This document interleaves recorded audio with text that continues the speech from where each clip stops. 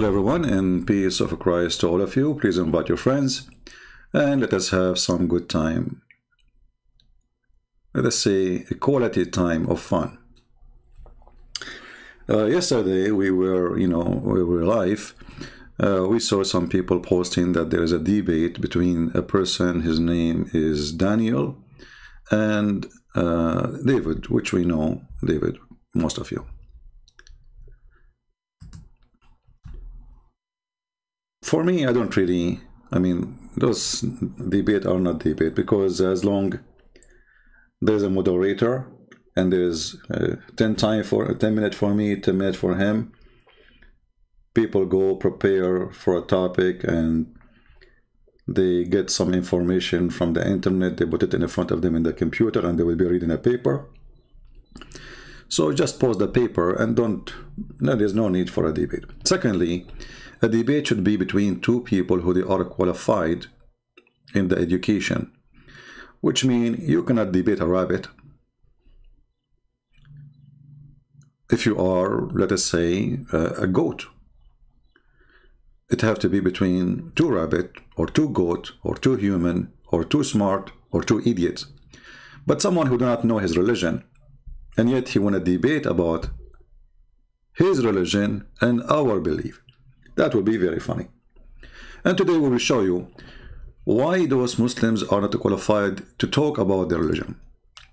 You see, I did not watch the debate. I just moved for like little bit in the introduction. Let me see where this guy start talking, and I will show you how right away we will start laughing. I mean, this guy is just a certified idiot, and he's a kid. And by the way, I'm not insulting him, but this is who he is. Listen carefully and see what he will say. Where he start talking, let us see.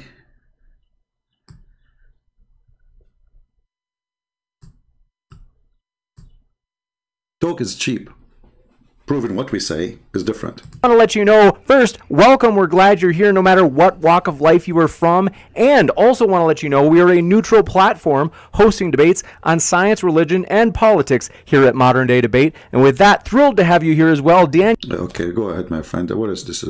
Go. I mean, where is this guy coming from? Modern science debate. What about the women and children? Were they also killed? The soldiers say, no, we didn't kill them. Then well, hold on. We skipped. Thanks for hosting, and thanks to David, and thank you to everyone watching. The debate today is about violence and intolerance, Christianity versus Islam. Let me say right off the bat that yes, Islam has violence, and Islam is not tolerant of every belief and way of life. And that's a good thing, as I'll explain. But my problem with David Wood and other Christian apologists is that they are inconsistent and dishonest. I'm going to focus on three main examples of this inconsistency. The first is what we can call the Old Testament question. Imagine there was a hadith that described Muslim soldiers coming back from battle and reporting to the Prophet Muhammad, peace be upon him. The soldiers report that they were victorious in battle and had killed all the enemy men. Then the Prophet asks sternly, what about the women and children? Were they also killed? The soldiers say, no, we didn't kill them. Then imagine that the Prophet gets enraged at this and condemns the soldiers for not exterminating all the women and children. Now imagine that if a hadith like this existed, David Wood would have no hesitation in citing it over and over again on his channel, making a big... The debate is over. You are a certified donkey, and I will show you the hadith in 2 seconds. And then everybody will be laughing at you. You are a certified donkey. So obviously this guy did not know his religion. Because if you know your religion, you will not start the debate with this. It's challenging to find such a hadith. You donkey. And by the way, they said to me, why you use the word donkey? Can I find a better word? He started the first 2 seconds in his argument challenging. Imagine if David Wood can find such a hadith. This is the start, you donkey.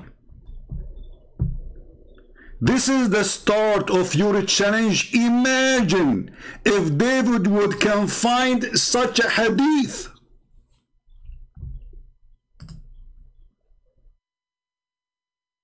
Should I hang up and go? We are done. Because he is challenging David Wood to find such a hadith. Brother and sister, the Christian and the Muslim, they have an argument. And the day before I start, I'm going to say to David Wood, imagine that David Wood, he hear somebody saying that the Prophet asked his father, do you kill the women and the children? And they said no. And he said, the Prophet said, what? You did not kill the women and children? Imagine that David Wood, he gets that hadith. You idiot.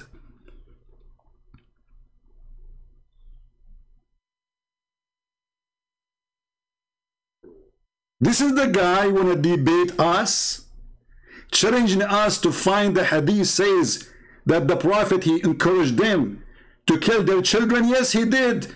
They were asking him, when we are going to attack the enemies, we are killing their women and their children. Is that right? He said, they are from them, which means he encouraged them. He said, don't worry about it. They are from them, so kill them.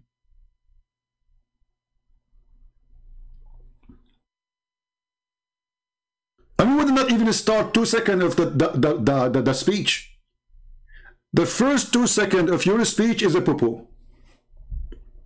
And why we need to go to the hadith? Isn't it the Quran, you idiot, said that Allah, he sent Moses to learn from a guy, his name is Al-Khadr.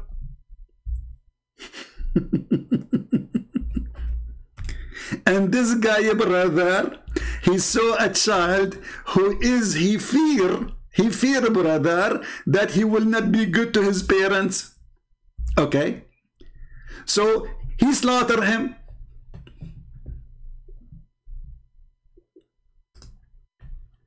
So why he need to imagine that there is something in the religion of Islam, it says kill their children.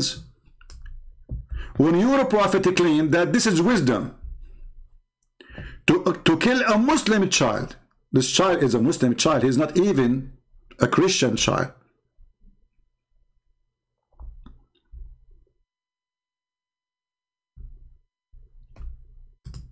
And Allah, brother, in the Quran explain why the Al-Khadr, he killed the youth or the boy. Because simply his parents were people of faith, so they are Muslims.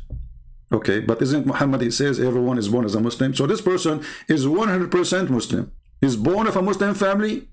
His parents are Muslims. Isn't your prophet, he says that the child, he is going to be a Christian or he's born as a Muslim by nature, by fitrah, and then his parents will make him a Jew or a Christian or a Muslim. Here we go, the parents are Muslim, so even that prove Muhammad to be a fraud, because if the parents will make you a Christian or a Jew or a Muslim, the parents are faithful, so how come the child is not? And now the child, he did not do anything yet. He did not become a person who have no faith. He's just a plane in the street.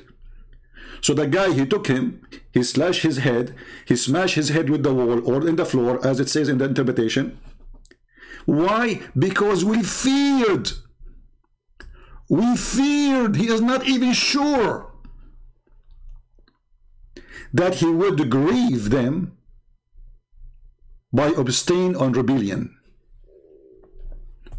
Imagine David Wood, he sees something the prophet said like this.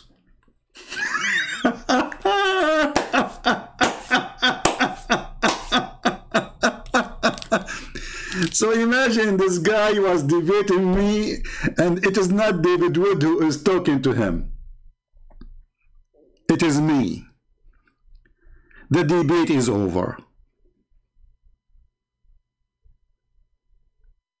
We just showed you from the hadith, and this is authentic, Sahih Muslim and Sahih al-Bukhari. And now we are showing you from the Quran.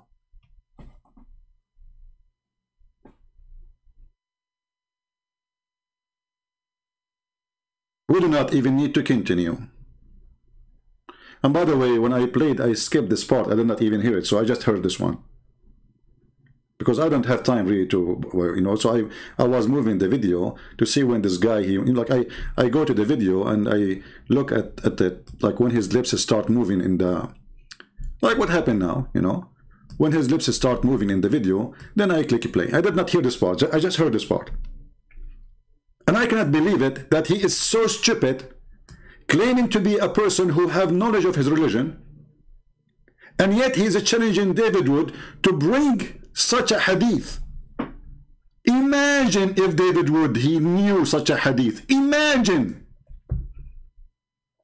We do not need to imagine. We will leave the imagination to your prophet, who he imagined that he had sex, but in fact he did not. Who he imagined that he went to seventh heaven, but his wife, she said he did not leave the room. Who he imagined that he is bewitched, but in fact he is just a crazy person.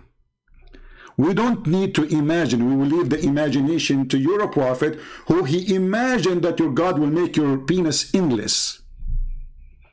And I'm sure a person like you will be proud, at least in the front of his people, to have such a penis, because this is the proof that you are following the true God. It is the size of your penis. And I don't know how you're going to use it if it is endless and your wife is next to you. How you will have sex with her? You will make a U-turn? And what the point of this huge endless size? Are we going to use it as a pipe line for oil or internet cable? So we do not need to imagine, Abdul. We will leave the imagination to a stupid person like you, who he claimed, and the Muslim, they think that he have something to say. But the second you start opening your mouth, frogs start coming out. And I am closing the sink. Thanks for hosting, and thanks to David, and thank you to everyone watching. The debate today is about violence and intolerance, Christianity versus Islam. Let me say right off the bat that yes, Islam has violence, and Islam is not tolerant of every belief and way of life. And that's a good thing, as I'll explain. But my problem with David Wood and other Christian apologists is that they are inconsistent and dishonest. I like it when you say inconsistent. I'm going to play a video for you. Are you ready, Mr. Inconsistent? Oh, hold on. We have a commercial break. The director, he just told me. Commercial break. Hello, babies. If you would like to support Christian Prince, please go to Patreon and show your support. www.patreon.com/Christian Prince. We thank you all for your kindly support and enjoy the video. The end of the commercial break.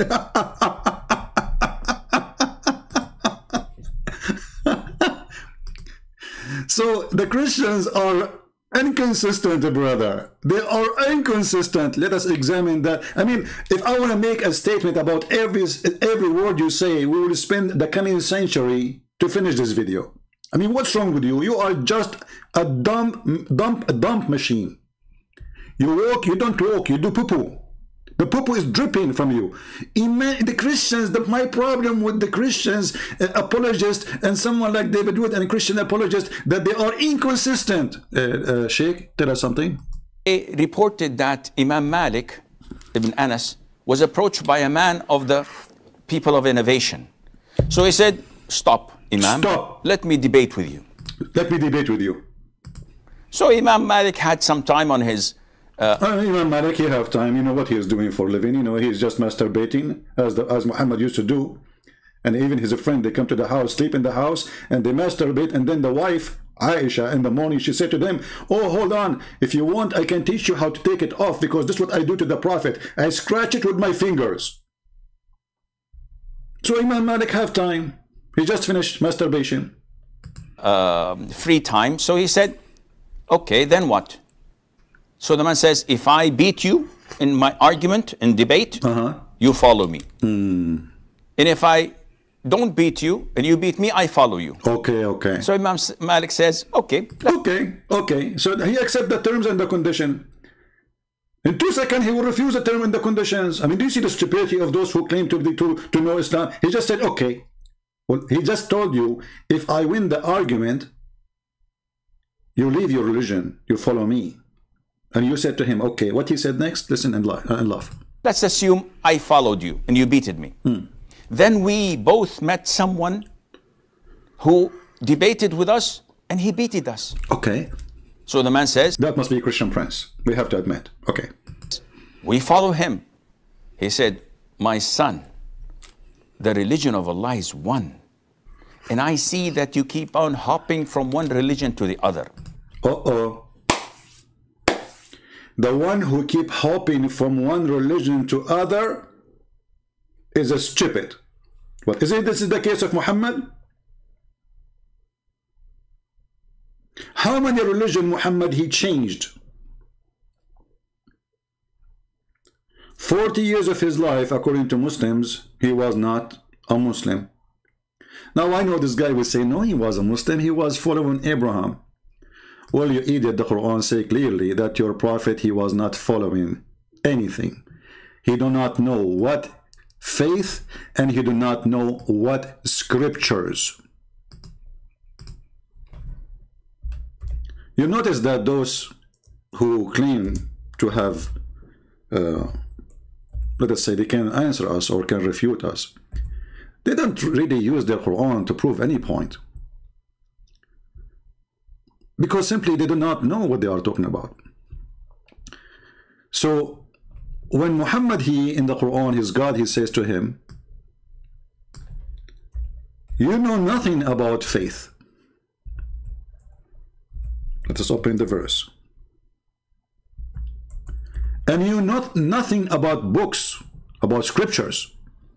Was Allah lying, or he was reporting that Muhammad, he is a person who was jumping from a religion to a religion? When I say to a person, you know nothing about faith, which means whatever faith you used to have all your life, it was a fraud. You see, he did not say to him, you know some about faith. He didn't say to him, you have little idea about me. He said, you know nothing. And here you see the Muslim in translation, they try to fix it, but they make it more blind. And thus we have sent to you, between two brackets, Muhammad. By the way, the verse even doesn't say Muhammad. Ruhana, between two brackets, inspiration. This is false. Ruhana in Arabic means our spirit. Of our command, which means with our command. And you know not what is the book, nor what is faith. So what happened, Muhammad? He changed in his faith now? He's hopping from a faith to a faith? How? He saw a guy in the cave, he squeezed him 3 times and he told him to read. And then he became a believer? No, he did not. He went to his wife. He told his wife, I saw somebody in the cave. He squeezed me. Cover me, cover me, cover me. And then the wife, she said, hold on, hold on. What's happening to you? You are almost going to leak and pee in your pant. Let me take you to my cousin, Warqa bin Nawfal, who is a Christian priest. The prophet, he'd been taken to Warqa bin Nawfal. The wife, she told Muhammad as if he's a kid, tell him your story, tell him, go ahead. Muhammad told him, there's a guy, he came to me, he squeezed me 3 times, and he told me read. And then Warqa, he says, oh, this is the Namas. He is the angel of Allah. So the guy who was being squeezed, he did not know what's happening, and the guy who did not get squeezed, he knew what's happening. This is how your religion started, supposedly. Not to forget to mention that your prophet, he have something called that examination of inspiration. If you don't believe me, I can show you where supposedly Khadija, she did examine if the one Muhammad he see is an angel or not. And how she did that? She did a striptease.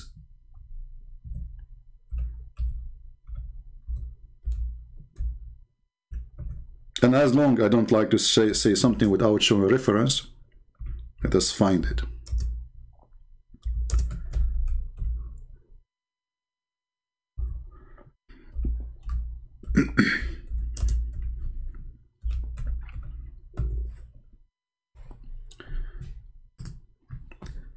I know that you do not know Arabic, which is make it more even stupid that you pray to your God in a language you do not know.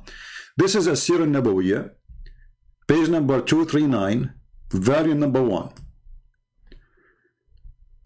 What it says here, امتحان خديجة برهان الوحي. Khadija examining the proof of Muhammad receiving inspiration from Allah. How? Muhammad, he sees someone sitting in the corner. And as usual, Muhammad, nobody see what he see. Because Muhammad, he have an X-ray vision.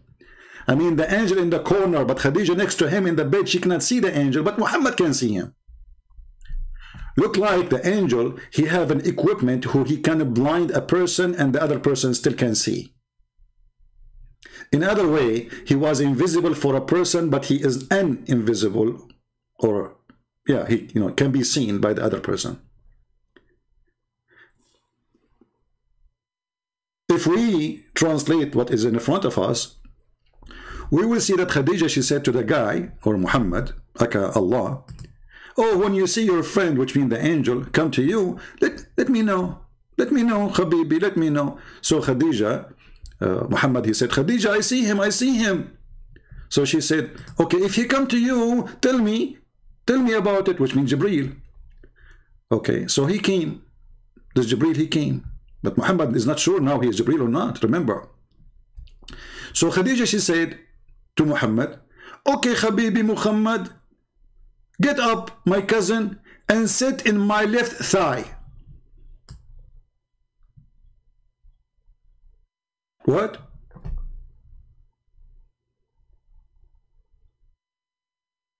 Sit where? And what is the name of the chapter? The Proof of Revelation.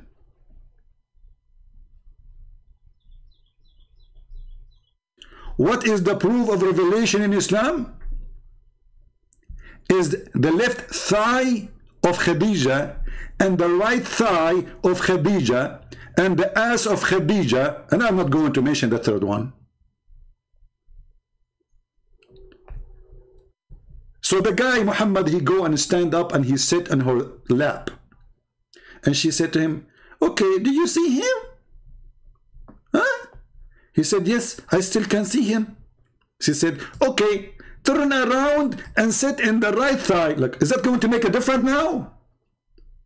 I mean, look at this story, how serious it is. Because there's a difference between sitting, maybe in the right, maybe if he sit in the right thigh, Muhammad will not see him no more. Because location, location, location. I mean, everything is about location in Islam.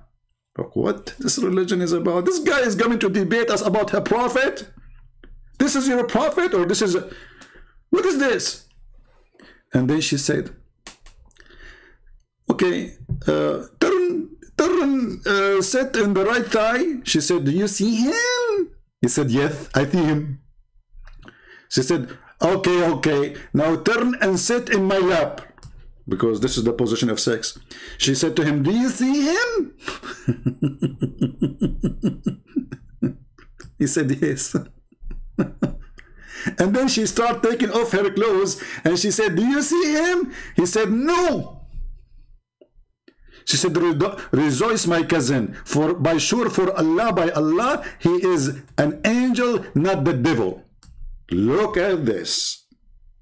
So you potato, you are coming to debate us about a prophet who he himself could not even know if what he see is an angel or not, and his wife, she have to do striptease, moving him like a potato, like a puppy, in the top of her lap, from the right leg to the left leg like a monkey, and she keep asking him, do you see him?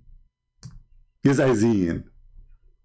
Okay, sit in my lap. Do you see him? Yes, I see him. And then when she take off her clothes, she said, do you see him? She take down her veil. This is the translation of Google. Do you see him?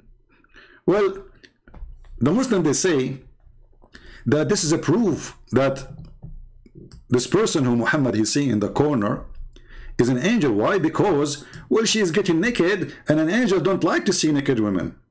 Well, I say, this is my opinion, by the way, I think that the angel, he don't want his eye to be hurt, because obviously she was very ugly.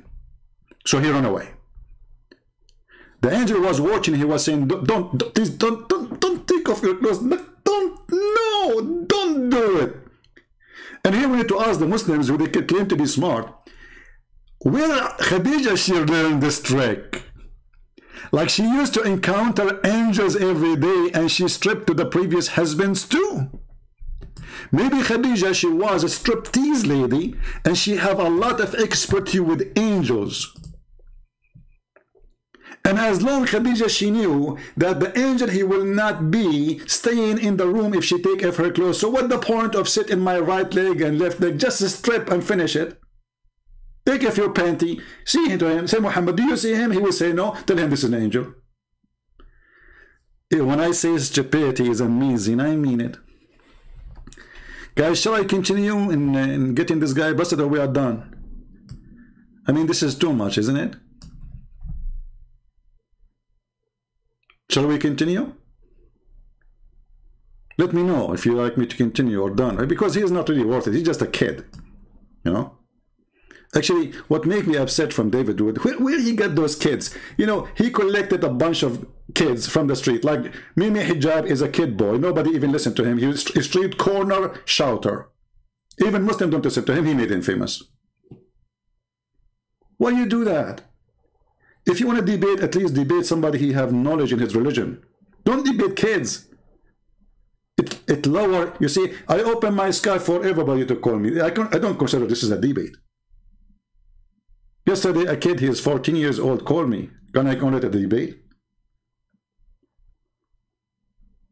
Ultimate 40 called me. Even Ultimate 40 called me. Can I call it a debate? Go, brother. Tell us more, brother. I'm going to focus on three main examples of this inconsistency. The first is what we can call the Old Testament question. Imagine there was a hadith that described Muslim soldiers coming back from battle and reporting to the Prophet Muhammad, peace be upon him. The soldiers report that they were victorious in battle and had killed all the enemy men. Then the Prophet asked sternly, what about the women and children? Were they also killed? The soldiers say, no, we didn't kill them. Then imagine that the Prophet then imagine, your Prophet did that, you idiot. gets enraged at this and condemns the soldiers for not exterminating all the women and children. Now imagine that if a hadith like this existed, David would have no hesitation in citing it over and over again on his channel, making a big deal about it, denouncing Islam for it, and generally characterizing Muhammad as an evil, bloodthirsty man. But the reality is there is no such hadith. Yeah, there is no such a hadith. Christian Prince was showing you a hadith does not exist. And this hadith was in Bukhari and Muslim. But it does not exist. In reality, there is no such a hadith. Imagine. Okay, we finished the part of imagination now. Continue. Let's see here.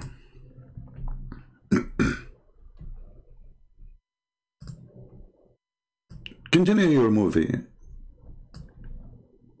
Instead, this is what we read in the Bible about Moses. In Numbers 31, verse 14 to 18 of the Bible, we read, and Moses was angry with the officers of the army. Moses said to them, have you let all the women live? Now kill every male among the little ones and kill every woman who has known man by lying with him. But all the young girls who have not known man by lying with him, keep alive for yourselves. Shall we go to the story of Bani al-Mustaliq and what your prophet he did with them? Shall we go to the story of Safiya and we see what he did with them? And why you don't tell us what is the story about Moses? If you idiot, you idiot. If you go to the Quran, you will see that the story is in the Quran. And Allah, he punished the Jews for not killing everyone there. Not only they did not kill, according to your Quran, they did not even attack.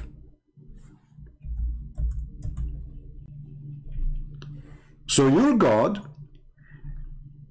he enforced a penalty because the Jews refused to kill those who live in a country called, supposedly, according to the Quran, the translation for sure, the Quran never mentioned the word Palestine.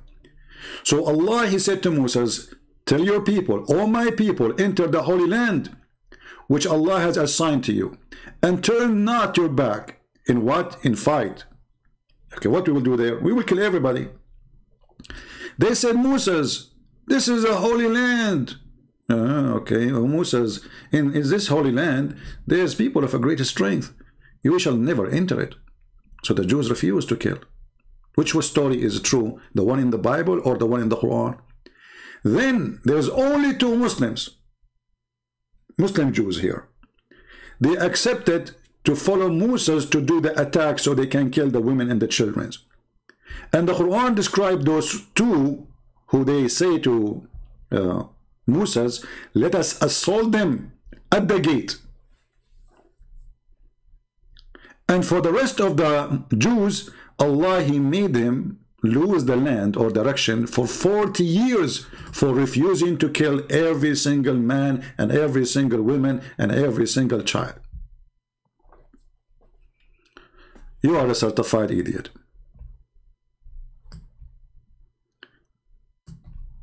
Now, I think I'm going to stay. If this guy, he said 2 words, I will make a comment. I better maybe move it a little bit. Hands from Jesus Christ, right? Don't give me the usual Christian apologetics about the New Testament superseding the Old Testament and the New Covenant making the Mosaic Law obsolete. Here you notice he is saying that don't tell me that the Christian don't follow the New Testament. Take a note. In the minute 20 and the 22nd, he just admitted that a Christian should not say, don't tell me that you Christian do not follow the Old Testament. Did he say that? Because later he will say, no, you are not. You don't have Allah. Hands from Jesus Christ, right? According to Christianity, right? So when God in the Old Testament in 1 Samuel 15 commands Saul to kill women, children, and even infants, that's again a certified donkey, because the story of Samuel is in your Quran, you idiot. I mean, how we can find a Muslim who know what he is talking about? If you go to the chapter 2, verse number 246, you idiot. It says that Allah, He sent to them, to Samuel, He sent angels to kill everybody.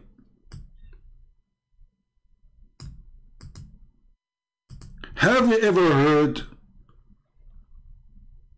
of such an ignorance? If this person he knew, he will not say what he is saying. And I wonder how long it's going to take me to finish this video. Because whatever he's saying, I have to say something about it. This is a chapter 2, verse number 246. Why the Jews are fighting and killing people? For the sake of Allah. This is your Quran. And your Quran confirm, you idiot, that they are saying why we should not fight those who they drive in us from our homes. So you stupid, in the story of Samuel, according to your Quran, they were fighting the enemy who drove them from their homes, and they took their wives as sex slaves and their children. So when this coward, he quote a story about Samuel, do he knew what his Quran say about it? For sure he don't, because he is a certified donkey. And I apologize for insulting donkeys if any of them present with us today, because they will get upset. They have feeling too. Shall we go and find you? The interpretation.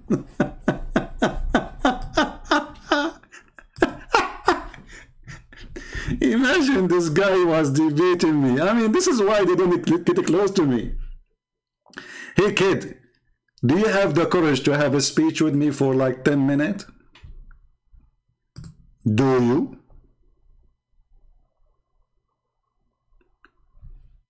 So why Samuel, he took his army, he attacked the enemies? Because they killed his people. They took their homes, they took their women, they took their children. And exactly this is what your prophet did. And here you notice, do you remember yesterday when a Muslim, he called me, he says, Jesus was not a savior. I'm going to show you, prove it to you. And then when I showed him the answer from his Quran and from his Hadith, he said, you run away to the Quran and the Hadith, which means he admit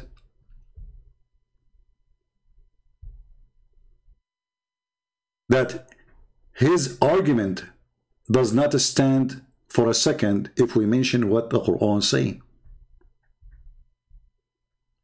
And those people here, this guy is an example of stupidity.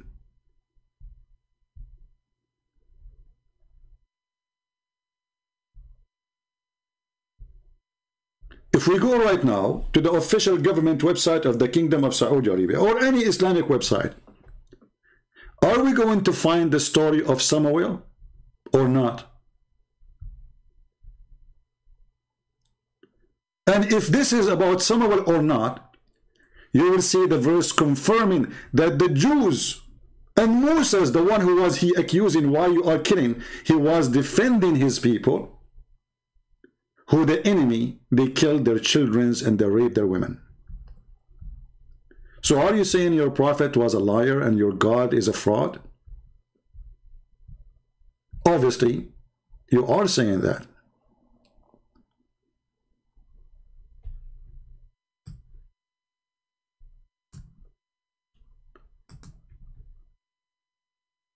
Let us go and see the interpretation for the verse, so the Muhammadan, they will not say this guy is making things up.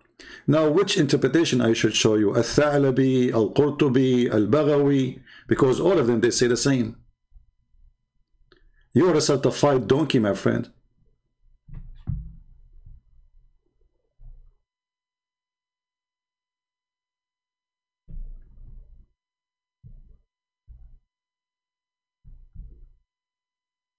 Let us open some interpretation.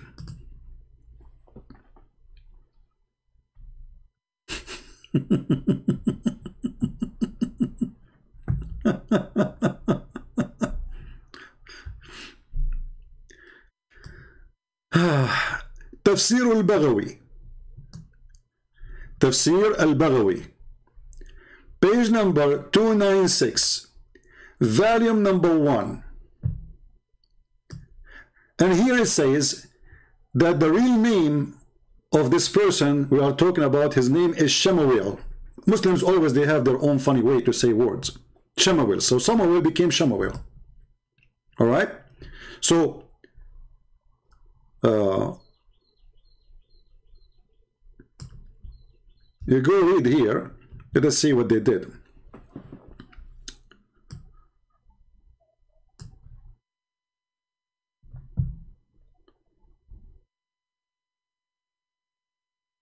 Here it says that those people, they attacked the Jews and they captive a lot of their children and their women, and even from the children of their kings. And they took from them 440 little boys.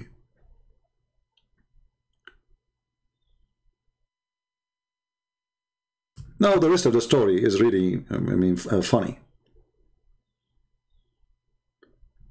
But the story here is saying that the Jews, they ask Allah to send angels to fight with them so they can slaughter those people. And the one who do that is a person, his name is Samuel.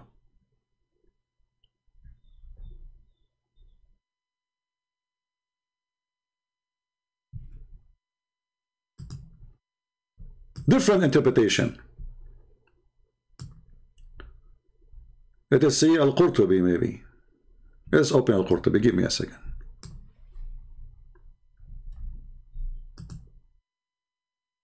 So people will laugh at the stupidity of this religion. Garbage in, garbage out.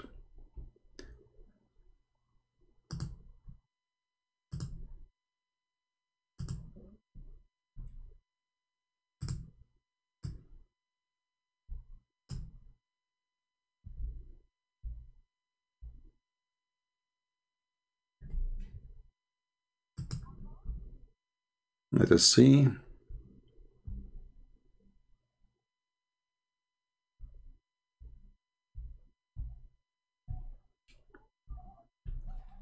Let us use this translation here. We will use this one. You know, always I will give you the link, so you can use Google Translation from your side. Let me post it for you. You will see even in the Islamic translation, they are saying that those who Samuel was fighting, they killed every single woman. They killed what? Every single woman of the Jews except one.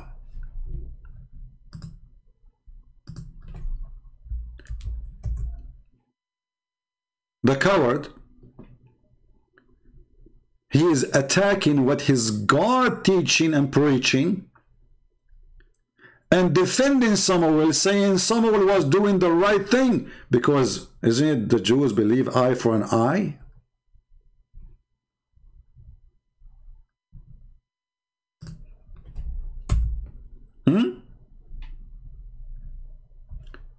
Let us use Prophet Google translation and let everybody laugh at you, idiot. Let us do that.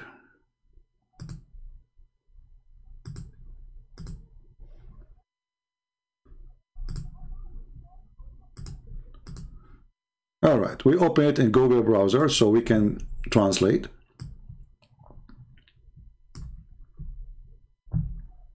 Here it says that those people are people from the children of Jalut,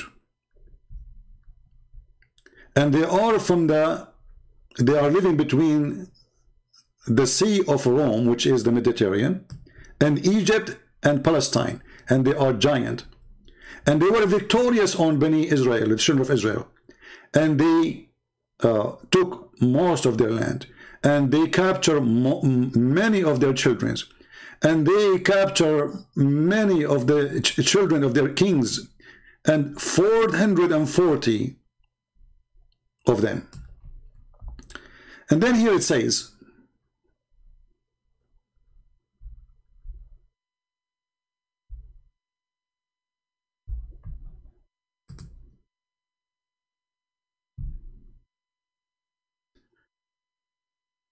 and they forced on them jizya, which means the same as Muhammad he forced on the Christians. He forced pay or die, those who are still alive.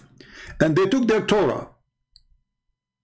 And the children of Israel, they faced from them a very horrible time. Bala'un wa shidda. And they did not have a prophet at that time to lead them. And those who they are from the children of the prophet, they were destroyed. And they did not have anyone left except a woman. She is carrying a baby.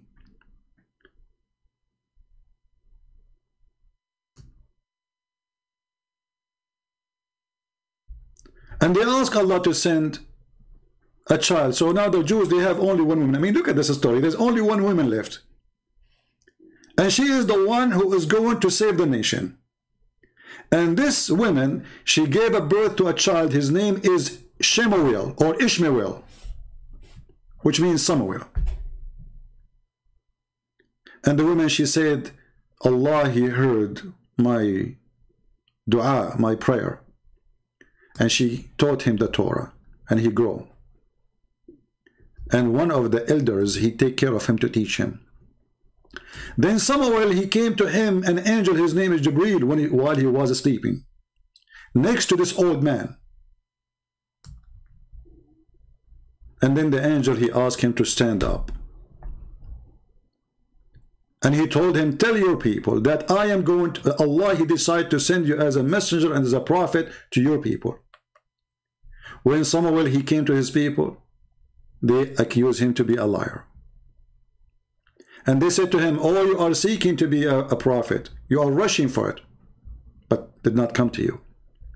And they said to him, إِن كُنْتَ صَادِقًا فَبَعَتْ لَنَا مَلَاكًا, or malakan, if you are truthful, well, send us angels, ask your God Allah, angels, so he can fight for us for the sake of Allah, as a proof of your prophethood.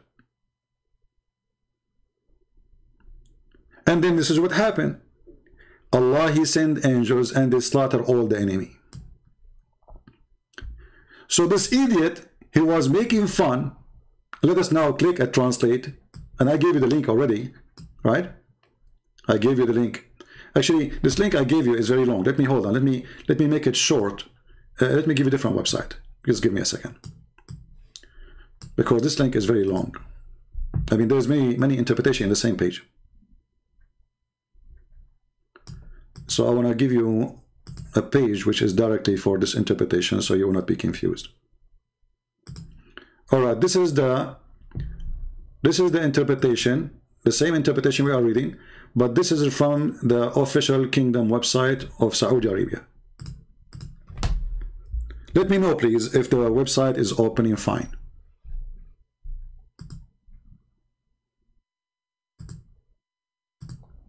All right.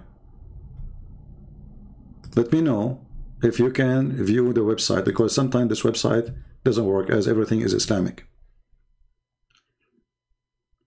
Is the interpretation appearing in your side or no? If not, I can give you a different page.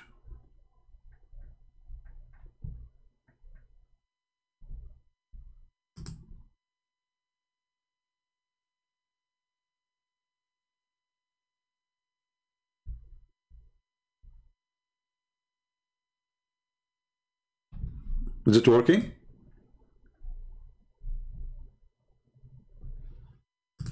Why you don't get modern day debate? Well, I use old day debate. And my old day debate is better. Get lost. We don't do debate. People don't care about modern debate. Is that a fashion show, you idiot? Why you don't get modern day? What is that? Like, you know, make a plastic surgery for the boobs like Muhammad? Modern day debate. You don't dare even to talk to me. Well, you don't do modern day debate, Christian Prince. Here we go. I'm doing the modern. This is the most modern. We are using computer. We are using your website. We are using your stupid interpretation. We are using your scholars. We are using your prophet words. Is it modern or it's not modern? I dare you to say Muhammad is not modern. That Muhammad is an old-fashioned expired? Muta boy. Christian Prince, why you don't use modern debate? Christian Prince, be honest with me. What's the problem with you? Why you don't use modern debate? I'm really now, I don't know what to say to you. I'm really in trouble. I mean, I don't know what to say after what you just said. That's a lot. So let us go and do interpretation for what we showed you. Click, sorry, a translation I mean. Translate to English. And now you will see all what we said to you there. How Samuel, he become a prophet, and how he was the only left child which is born after the enemy killed everybody, because only one woman, she was still alive.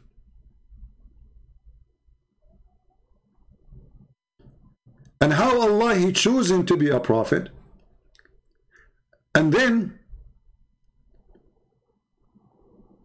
his people say to him, if you are a prophet truly, let Allah send you angels to fight and to kill our enemies.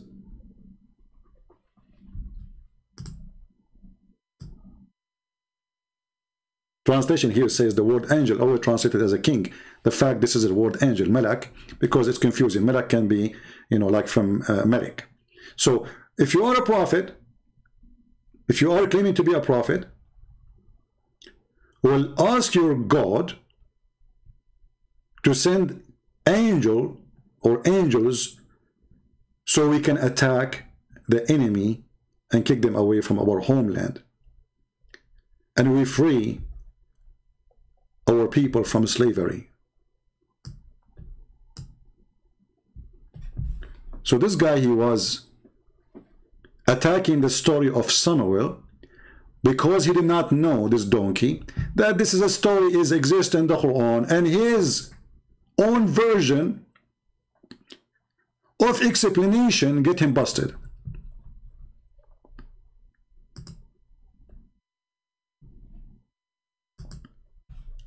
So do you know now why I say that those, I mean, like the Muslims, they want to debate someone like David Wood? They don't want to debate me, because I'm sure David Wood, he have no idea what I'm talking about.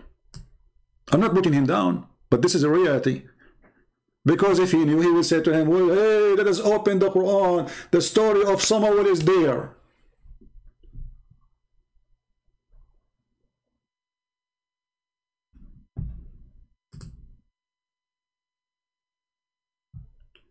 Are we following? When I criticize a Christian, I never put Christians down. But I criticize everybody, and you can criticize me when I say something wrong.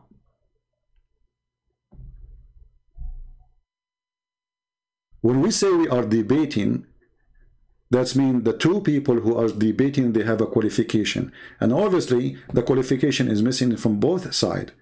Because one side, he have little limited knowledge about Islam, and the other side, who is the Muslim, he know nothing about Islam, to the point he challenged David Wood to show him a hadith that the Prophet was outrageous for not killing children. And this is the opening of his debate.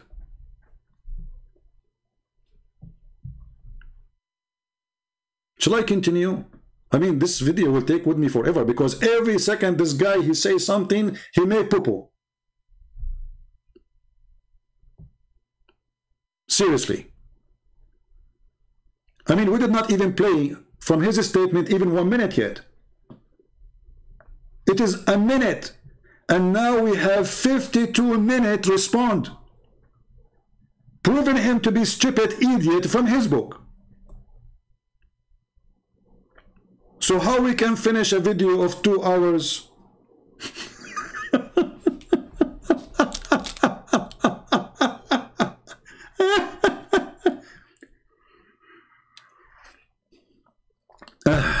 Lord have mercy. Somebody saying you are debating yourself, speaking alone. Well, why you don't give me the Skype of this guy and I will call him right now? You see, you coward, I am the only one who opened my Skype and say who dare to call me, including those who claim to have knowledge, including those who say they can refute me. So how they refute me? They talk to themselves. They make a video refuting Christian Prince, right? So you see how stupid you are? As long as Christian Prince, you talk to yourself. Why you don't call a Christian Prince right now and get him busted? Do you want to do that? Jimmy, do you have the courage to call any of your friends, all those who you think they are powerful, or to give me their Skype to call them right now in front of everybody? And then there's no excuse that I'm debating myself. In fact, it is you who keep saying we debate only Christian Prince face to face. This is what you say, not me. I never said no to anyone. When the last time I said I will debate only face to face? What is face to face about? Here we go. They are talking to David Wood in internet. What face to face is about? So who is the coward? And what is the answer for what I say? Like there's a guy, we show him, he's a prophet, he is farting from his nose. His prophet is masturbating. His prophet is cleaning his hand in the wall. His prophet is cleaning his poo-poo with his throw rocks. His prophet taking shower with dead dogs and women blood from period. His prophet is molesting a child. His prophet is going after his son's wife and flirting with her. And then he answer, I am not here to debate. I want to show the truth.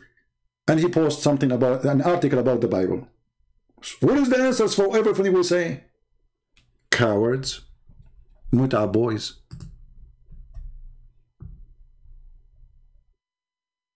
Muta boys.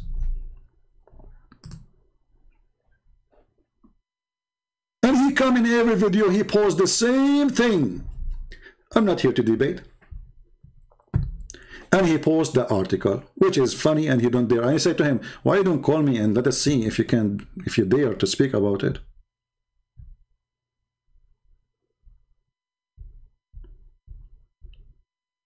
And now this Abdul, himself supposedly, he prepared himself for a debate.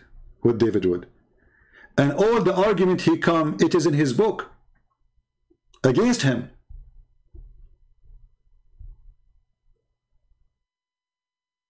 Actually, every Muslim should be laughing at him now.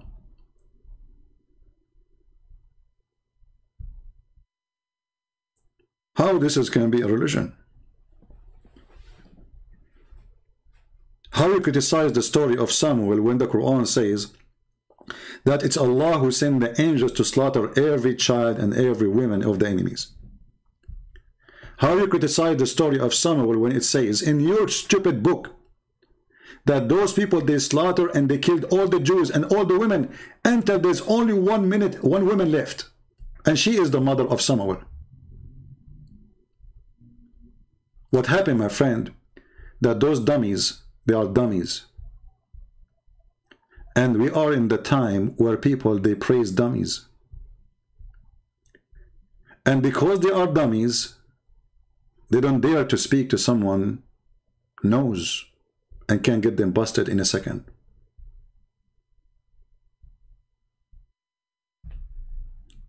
Shall we go back to the story of in the video of this guy? Otherwise, it's going to take us 10 years to finish.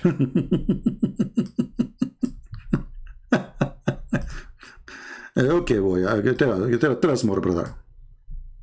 It's really Jesus who commanded that. When God in the Old Testament, in Numbers 31, 1 through 24, commands the believers to take virgin girls as sex slaves, that's really Jesus who commanded that. When God in the Old Testament, in Exodus 30, we just showed you this is Allah who commanded that. But remember, he just said this is Jesus. Remember that. The one who commanded Moses is Jesus. The one who commanded Samuel is Jesus. Take a note. And this is in the minute 1948. 34, 11 through 17, commands the believers to destroy the Canaanite altars and destroy their idols and symbols. That's really Jesus who commanded that. This is Jesus who commanded that, remember. Take a note. In a minute after, they will deny it is Jesus.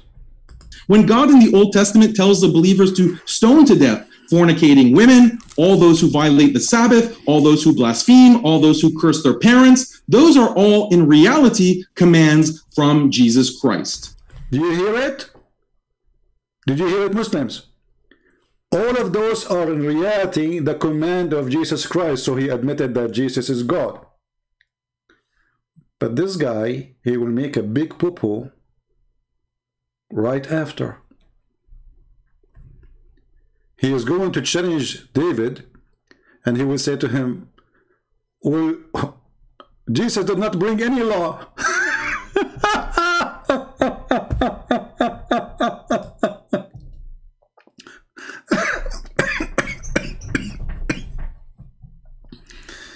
He made a speech that Jesus, he have zero law. You know what zero law mean? Zero. But in his introduction, he's saying that all those law is coming from Jesus. I mean, how stupid this idiot is. What your mother, she feed you? Manure?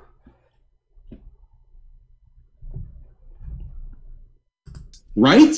Don't give me the usual Christian apologetics about the New Testament superseding the Old Testament and the New Covenant making the Mosaic Law. That is false, because Jesus said, I did not came to destroy, I came to complete. So we got you busted. Continue. Obsolete. That is missing the point. The point is, according to Christianity, Jesus is the God of the Old Testament, which means Jesus commanded all that killing and stoning and slaughter, all the massacres, all the bloody cleansing of the earth that's described in the Old Testament. All the bloody things happening in this earth is the command of Jesus. Let us continue. Those are all coming from Jesus. And in fact, they're endorsed by Jesus for a 1,300-year period from Moses' time until Jesus' time. So you can't present this modernized picture of Jesus only preaching peace, love, and nonviolence. Jesus, according to Christianity, is quite a vengeful and wrathful God, or at least he was in Old Testament times. How can a Christian who has to believe all this about Jesus Christ turn around and criticize Islam for violence, especially since, according to the Bible, Jesus even calls for killing women, children, and infants? There's nothing like that in the Quran. You see, there's nothing like that in the Quran. We just showed you that this is in the Quran. Big mouth, potato, and everybody is laughing at your religion now. And not only that, the Quran refuted you that those people, they are fighting and killing the enemies as they kill them.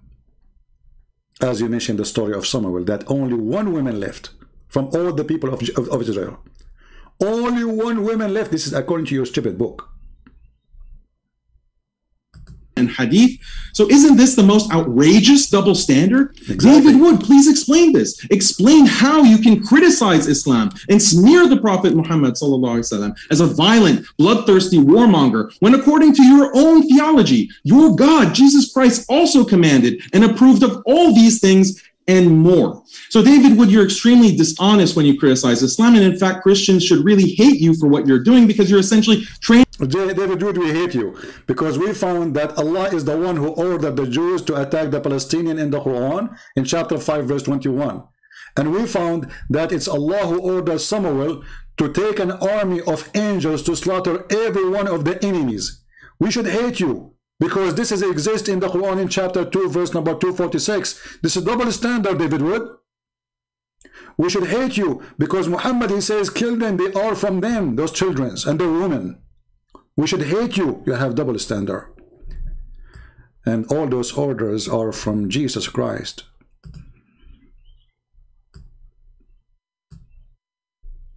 When this guy, he said, is that in the beginning that I missed something? I don't know. Because later he would say, I'm trying to skip it, because this will make the video in this, by the way, where he just said that Jesus did not bring any law. Let me see if I can find it. Anyone knows what made he said that? Warfare and so forth. As a Muslim, I gladly concede all of. Okay, hold on. Let me see when he start talking about Jesus, he have no law. Pagan regime, and he would presumably not be interested in criticizing or rebelling against other regimes, like an Islamic government or a communist government or a liberal government. Let's see. This is just a garbage talk now. Claiming that he was an advocate for these types of liberal ideals and that he would have disapproved of Islam. So this is the politics of Jesus question, and there's also the Old Testament question and the Christian. Hold on, maybe we skipped it.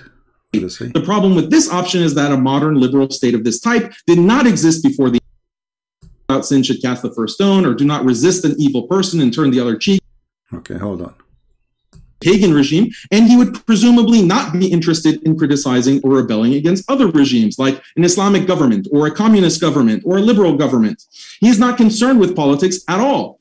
On this view of Jesus' teaching do not imply a critique of Caesar's law and military politics, but this would also mean that Jesus wouldn't be critical of Prophet Muhammad, his laws and military policies. I mean, why would Jesus be fine with the pagan Roman emperor who was engaged in persecuting believers, but have a problem with Muhammad? You see here, you see the stupidity and the lies. Jesus, he don't have a problem with the Roman. How is that? Where? When the Jews, they come to Jesus and they said to him, should we pay tax to Caesar? Jesus, he showed them that they are the one who is obeying the Caesar, not him. He asked them, do you have coins with you? Do you have money? They said yes. He said, show us. One of them, he grabbed one from his pocket and he showed him. And he said to them, what is this picture in this coin? They said, this is Caesar. So he said, give to Caesar what is to Caesar. He never said to them, obey this Caesar or that Caesar. He showed them that they are hypocrite. In the same time, you coward, it was your prophet, and you are the one who's saying the Roman are pagan. It was your prophet who was supporting the Roman. There's a chapter in the Quran, it's called the chapter of the Roman, where your prophet, he promised that Allah will give victory to the Roman because they are believers and they will be victorious. So who is the one who was supporting the Roman? Did Jesus say to the Roman, you will be victorious? And when the Roman, they will be victorious, the believers will be rejoicing? Why you will be rejoicing for the Roman who they were at that time disbelievers in Islam, and until now.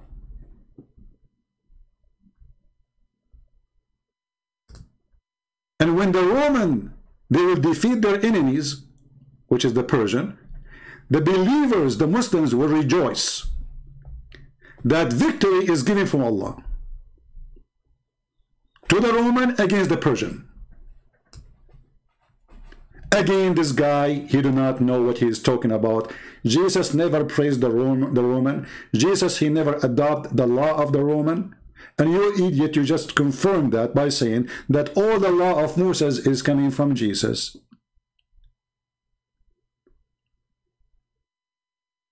You are just a stupid mental idiot.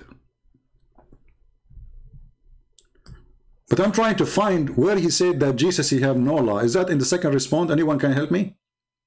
Because I want to move there. Because you will see how stupid what he's saying. He totally contradicts himself. Where he start explaining that Jesus, he brought no law. He said that Jesus, he have a three... let me see, maybe I missed something. Which minute is that? I did not take a note. I should have taken a note, so we don't play all the video all endless.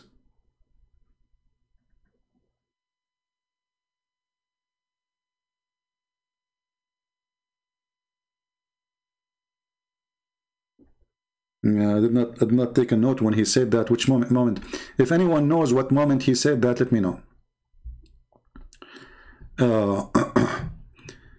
Maybe this is in the second response, I'm not sure. But because... So this option is out. The second possibility is that Jesus is concerned with politics and political change, but he's an anarchist who believes in abolishing law and armies because these things are violent and intolerant. This is why Jesus says things like, he who is without sin should cast the first stone, or do not resist an evil person and turn the other cheek if someone assaults you, or... Yeah, here we go. Listen carefully. So he is giving us three options. If an unjust person takes your coat, give him your cloak as well. The interpretation is that Jesus is not talking about an ethic of forgiveness in these Bible verses. He's actually talking about abolishing laws against assault and robbery. He's against policing people. He's against a military force that would stop a foreign army from assaulting and robbing the populace. You see here the liar, the scumbag. He just said all kind of lies. Where Jesus, he abolished the law. When they come to stone the women, did Jesus say to them, don't stone her? Anyone can show me a verse saying that Jesus said, don't stone her? Jesus said to them, if any of you don't have sin, cast your stone. So he's saying to them, you are a bunch of hypocrites going after this poor woman, but you are fornicator like her. Where Jesus said don't stone? Since when? When Jesus himself, he said, I came to complete, not to destroy. So your argument is stupid. Where Jesus said, if somebody doing a robbery, let him go. Can you show me?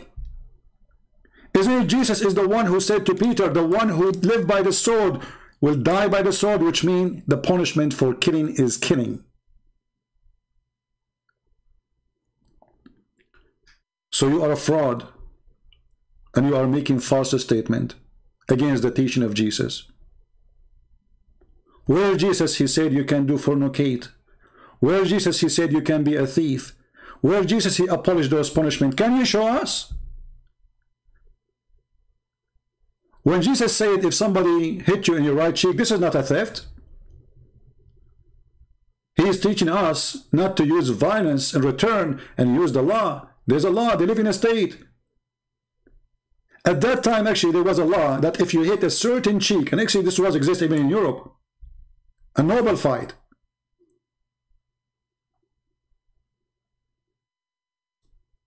That if you use a certain hand, you go to jail. If you hit a certain cheek, you go to jail. So Jesus was saying, use the law and don't be a person who break it. And you are the one who said a second ago that Jesus is the one who brought the law in the Old Testament. So why you are lying? Where Jesus said you can beat each other. Where Jesus said, if a man rape a woman, let him go. Where Jesus said, if a thief, he's a thief, let him go. Where are you getting this from? You're a coward, a liar. On this view, Jesus would see Muhammad as very evil for the specific reason that Muhammad is not an anarchist. Rather, where Prophet Muhammad was doing all the crime you mentioned. As an example, when Muhammad, he attacked the Roman and he said, let us attack the Romans so we can get the blonde girls. Is that lawful? According to the teaching of Jesus?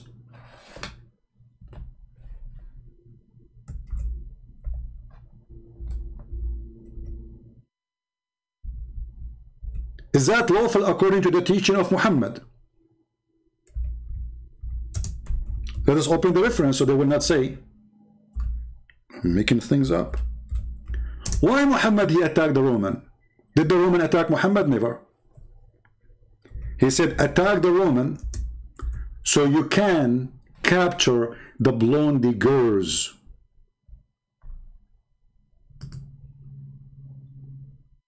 Is that a prophet of God?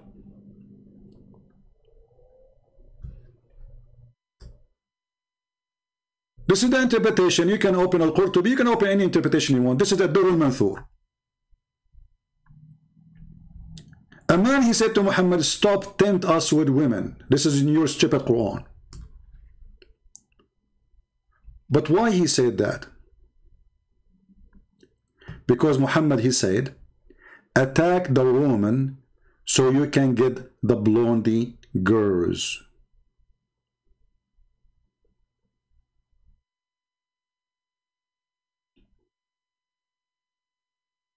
What kind of a prophet he have such an ethic?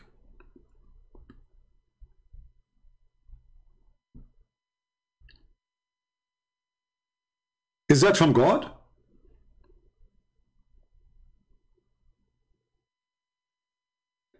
Is it from God that we will attack the neighbors so we can get their blondie daughters? I thought your prophet was doing jihad for the sake of Allah. It turned to be that his jihad was for the sake of a blondie women. He did not say to his followers, let us attack the Roman so we can convert them to Islam. He was saying attack the Roman so we can get the blondie and their women. That is the truth. Can you respond to that? Well, it doesn't say that, CP. It doesn't. Are you sure? Yes, CP.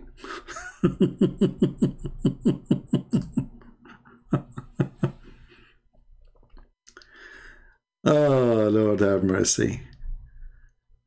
Let us see.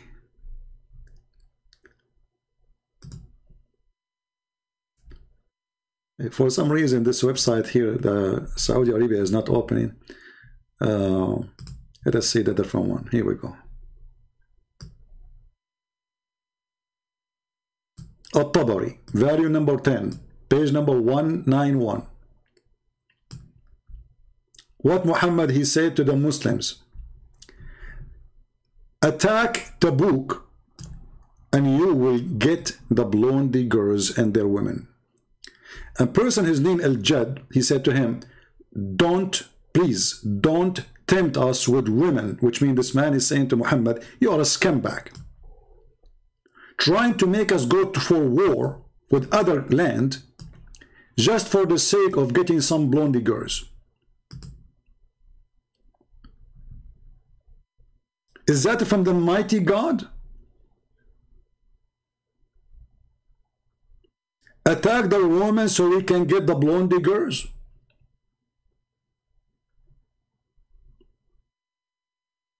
And here, if you use Google translation, you might find it says the word yellow. The Muhammad, he used the word yellow for the blonde.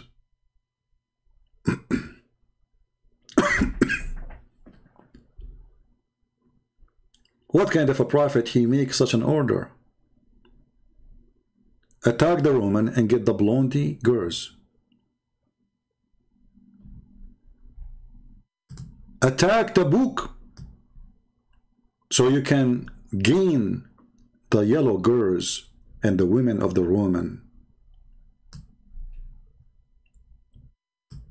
You're a potato, my friend. Continue. We like potatoes anyway. Muhammad is someone who passed laws and had a military policy which entailed violence. But of course, such a view of Jesus is absurd, and no pre-modern Christian ever believed he was an anarchist, so this option is out. The third possibility is that Jesus is concerned with politics, but he is not a proponent of anarchy. Rather, he wishes to establish a modern liberal state. According to this vision of Jesus, Jesus wanted a state that upheld something like modern human rights norms and had a foreign policy that consisted of strictly defensive wars. On this view, Jesus would condemn Islam because Islam is not compatible with such a modern liberal state. Well, Jesus, he condemned Islam right away. Jesus, he said many things about religion like Islam. He said, don't pray like those hypocrites who pray in the corners. Don't fast like those who shout and scream and say, we are fasting. When you fast, wash your face and don't tell people that you are fasting. Jesus condemned a child molester like your prophet. He says, it is better for a person who harmed the little one to put a milestone in his neck before he harmed the little one and throw himself in the deep ocean. My Jesus, he said, it's better to take your eye out of your head, better than your eye leading you into hell. And this is talking about fornication. Your prophet was a fornicator. And your prophet was a child molester. And your prophet used to look at women, and he keep looking until he get tempted, and yet he claimed to be a prophet of God. Who said that Muhammad is not mentioned by Jesus?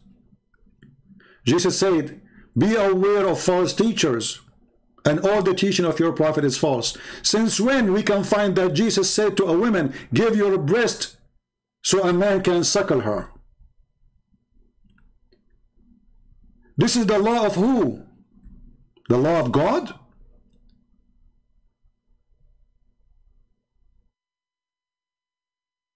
Did Jesus approve a murder?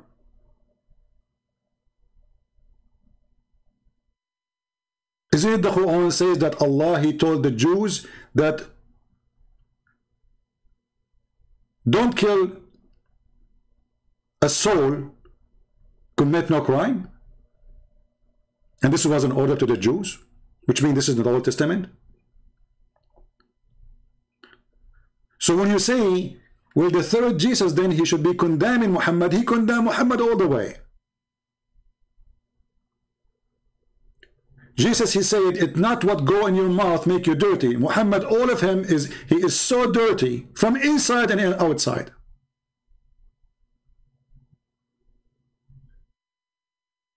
Have you ever heard of a prophet of God? He said that the one who is proud about his inheritance before Islam, tell him to go and bite the penis of his father? Is that a word coming from God? Did Jesus allow the Christian to do mut'ah and have 3 night stand for sex? Is that your God teaching? This is in the Quran, chapter 4, verse 24. So when discovered, he said that Jesus did not condemn Muhammad if he is, as we claim, according to him. Well, all the verses in the Bible condemning Muhammad. In the top of that, even the Bible says that the one who is the liar, who is the Antichrist, to make it more clear, is the one who denied that Jesus is the Christ and the Father and the Son, and he is the Son of the Father. So he was condemning your prophet. Continue, Abdul. The problem with this option is that a modern liberal state of this type did not exist before the Enlightenment in the 18th and 19th centuries. Furthermore, modern liberal secularism was primarily created by atheists. Here's just stupid, he forgot to tell you that Jesus, he did not have a state to make a state law. I mean, how stupid, how naive, how dumb you are. Was Jesus a king of a state and he had ministers? Do he have an army and soldiers? Did he establish a government? What are you talking about? How silly you are, just a teenage kid. That can be a question if Jesus was ruling the country and he put a law into test then we can question the law he made into test. Look like this potato, he is even denying the Quran, that even the Quran says that Jesus, he needed support, and this is where the word Nasara is coming from. He said, who is going to help me? The disciple, they says, us. He have only 12 disciples, he don't have a 12 army. He don't have 12 ministers. So what this guy is talking about? This is where the word Nasara is coming from, supposedly, according to your stupid prophet. Then Isa, he said, he came. He know that disbelief. He said, who will be my helper? Well, he have a 12 disciple. He don't have a state. He don't have a country to rule. He don't have an army. He don't have a minister. So he's talking about Jesus' state.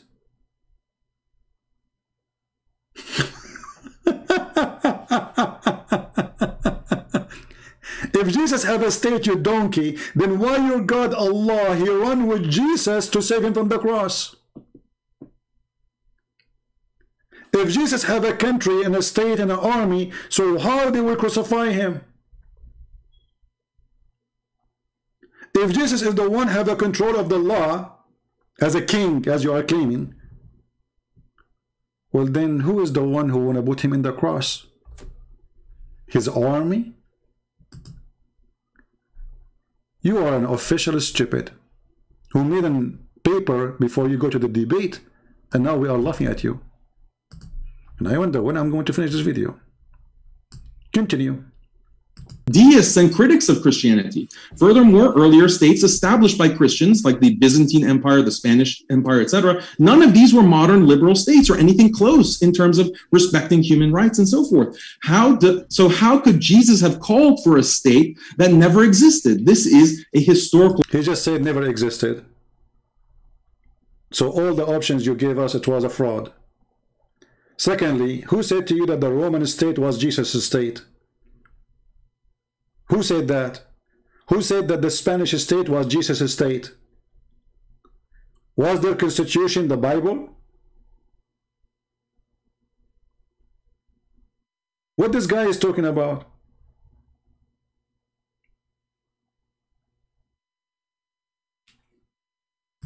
Error, so this option is out. Furthermore, Christians should consider what is involved in a modern liberal state. It involves, among other things, protecting the free speech of people who blaspheme God, facilitating sex outside of marriage, which just... I like that. You know, if you want to support the freedom, then you have to support sex out of marriage. Will your prophet support sex out of marriage? Actually, most of your prophet relationship was sex without marriage. Was Mary the Copt his wife? Was the wife of his son his wife? When your prophet, he went to the house of his own son and he flirted with the wife and he said to her that, my Allah, he made my heart to flip for you.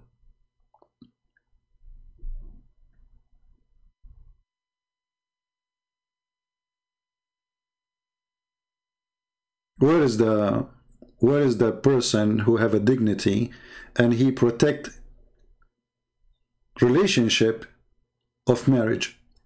Isn't it your religion says that if you have a daughter, she is not from marriage, you can have sex with her? Let us show the reference. You Muslims are the one who protect the family and relationship of family and marriage and the value of marriage. Mut'a people.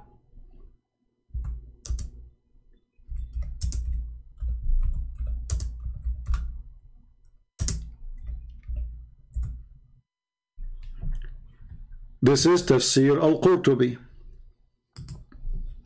What you will say to me, it doesn't say that. This is Tafsir al-Qurtubi, volume number 13, page number 59. The Quran, وَجَعَلْنَاهُ نَسَبًا وَصِهْرًا. What does that mean? Read carefully and laugh. Any relationship is coming from illegal relationship is not to be considered. Therefore, it doesn't go under the Quran where it says, حُرِّمَتْ عَلَيْكُمْ أُمَّهَاتُكُمْ وَبَنَاتُكُمْ.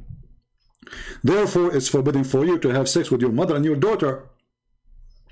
So to make it simple, the Quran have a verse saying, you cannot have sex with your mother and your daughter. But at the same time, the page here saying that if the daughter, she is a daughter from adultery, she is not your daughter, so you can have sex with her and F her. This is why, according to Islamic law, and this guy will talk about justice and law, is that a justice that a child, he is born of fornication, he cannot have a child support? What kind of justice is that? Is that justice that a child, he is born of a fornication, we can F the child? And yet he is my child? Isn't it true that a child of fornication, he cannot even take his father's name? What kind of religion? It says that it's okay to have sex with your own little girl, daughter, if she is a daughter from fornication.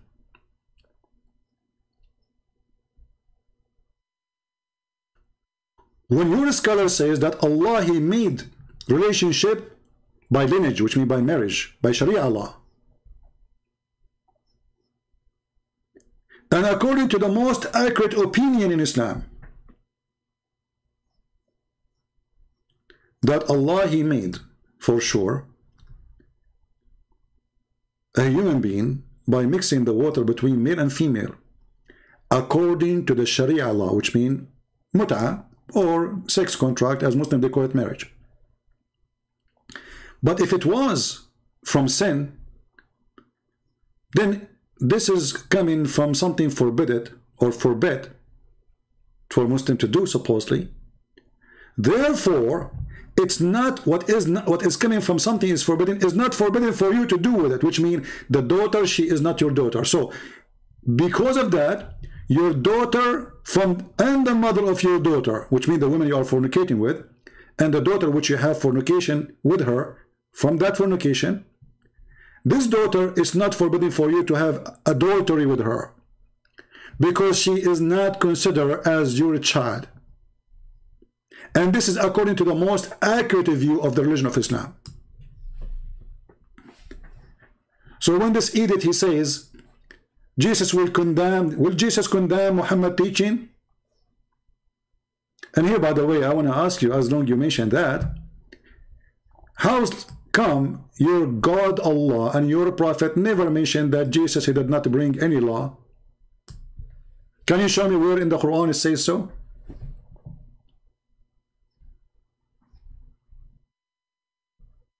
Destroys traditional family and gender roles. Where's that? Where is it that Jesus claims that the state should protect so-called human rights of this type? There is no proof of this. By extension, there is no proof that Jesus would have condemned the Prophet Muhammad ﷺ or Islam for not sufficiently protecting people's rights to blaspheme and have fornication and who attack family. Here you notice the stupidity of this person. Well, didn't the people, they call Jesus names? Did he kill them? Jesus in the cross, when the Jews, they were blaspheming him, making fun of him, crucifying him, what his response was? Father, forgive them, they do not know what they are doing.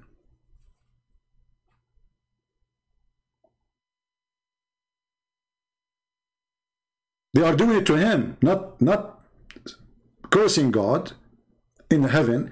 They are cursing God who is in the front of them. Jesus said, forgive them, Father, they do not know what they are doing. So again, you are an idiot. Continue.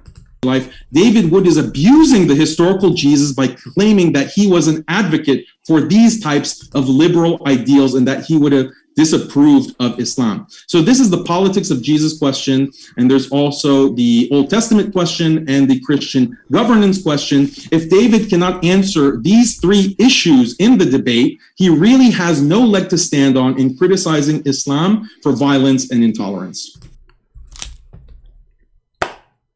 Well, we answer all those questions.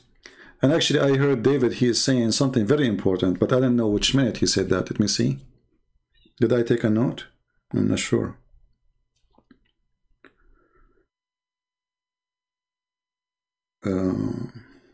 Let us see.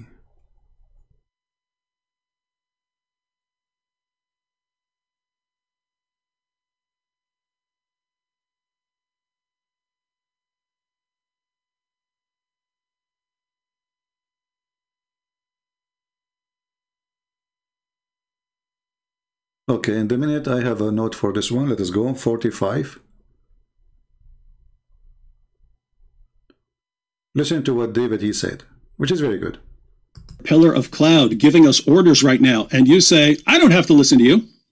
Or if you're not one of the people who were actually following him, you're someone else, and you're saying, I don't care what that pillar of fire says. I don't care about these people who are just led through the sea. I say God has the right to give life or to take life. This is very different from Muhammad coming along. Someone who comes along and the guy thinks his first impression of his revelations was that they were demonic. He has to be talked out of that by his wife and her cousin. He tried repeatedly to commit suicide. Whenever something was going wrong, he would try to hurl himself off a mountain. He admittedly was... Stop. Because this guy, he did not like what you said, David. I'm going to put him in the screen about what you just said. He was moving his head in a certain way. I'm not sure why. Watch carefully. Pillar of cloud giving us orders right now, and you say, I don't have to listen to you. Or if you're not one of the people who were actually following him, you're someone else, and you're saying, I don't care what that pillar of fire says. I don't care about these people who are just led through the sea. I say God has the right to give life or to take life. This is very different from Muhammad coming along. Someone who comes along and the guy thinks his first impression of his revelations was that they were demonic. He has to be talked out of that by his wife and her cousin. He tried repeatedly to commit suicide. Whenever something was going wrong, he would try to hurl himself off a mountain. Did you see how he moved his head? No, this is not true. Muhammad, he tried to kill himself. No. You are so cute. Look at his face. He's moving his head like a lizard. Let's go to the hadith. Potato. No. This is your stupid prophet trying to commit suicide many times. Not only once, not only two. The hadith says many times. And here the reference. This is Sahih al-Bukhari. You cannot tell me this is weak. 6982. So don't shake your head like a lizard. It says here that we heard that he intended several times to throw himself from the top of the high mountain, and every time he went up to the mountain in order to throw himself down, Jibreel would appear before him and say, "Oh Habibi Muhammad, indeed you are a messenger of Allah." So obviously your prophet himself, he don't believe he's a prophet, because when he hear that, he calm down, he go home. Which means the reason for him to go and try to commit suicide, that he himself is the last one to believe he is a prophet. And look how stupid Muhammad is. He needed the angels to keep coming to him. It's like a spoiled boy. You tell him, he go in the floor, he starts shaking his head and crying, I want candy, I want candy, you know, I want to go, and then his mom, she come and she give him a candy and he stopped crying. This is your prophet. Each time he want to commit suicide, each time, how many times? The angel appear for him, and the funny is that the angel, he wait until Muhammad climbed the mountain. Look like the angel, he like to see Muhammad hiking. I mean, why the angel don't appear to him when the guy is leaving the house? Why he wait until the guy in the top of the mountain, and now he is negotiating with him? Secondly, isn't it your prophet, he says that the one who kill himself, he will end in hell. So why he's trying to kill himself? Isn't it obvious that your prophet is a monkey? His brain is a brain of a coconut? He think he's a coconut. He climbed the tree, he wanna jump. Jibril, he come to him, hey coconut, don't jump. Truly, truly, you are not a coconut.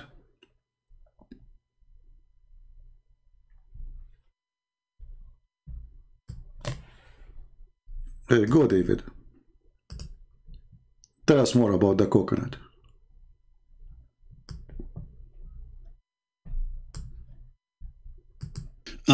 He admittedly was a victim of black magic that gave him delusional thoughts and false belief. He admitted that Satan tricked him into delivering revelations promoting polytheism.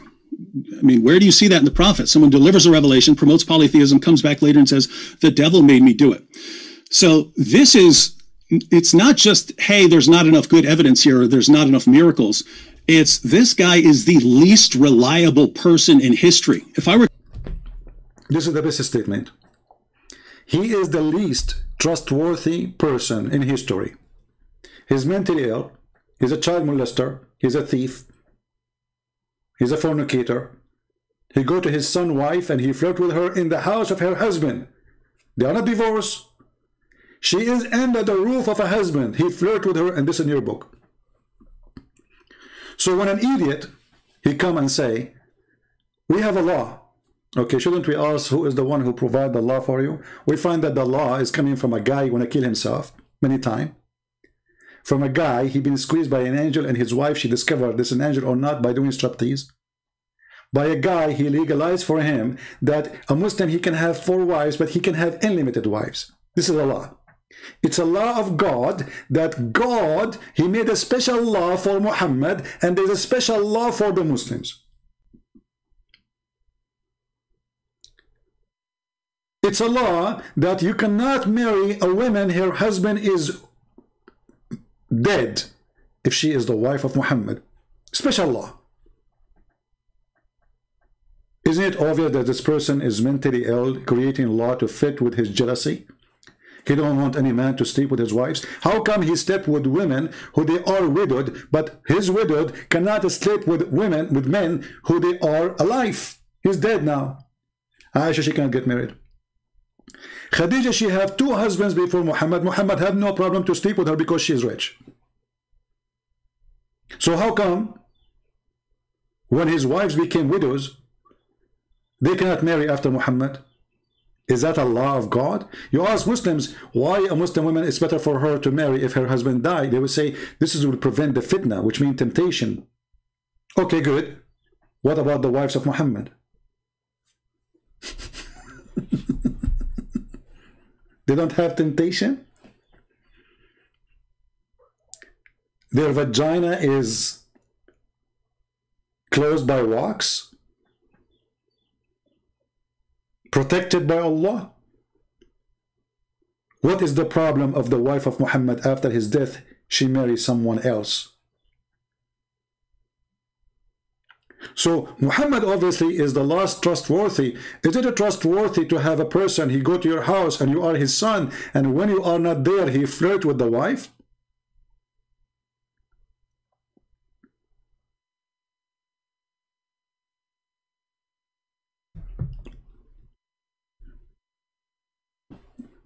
Let us go coconut.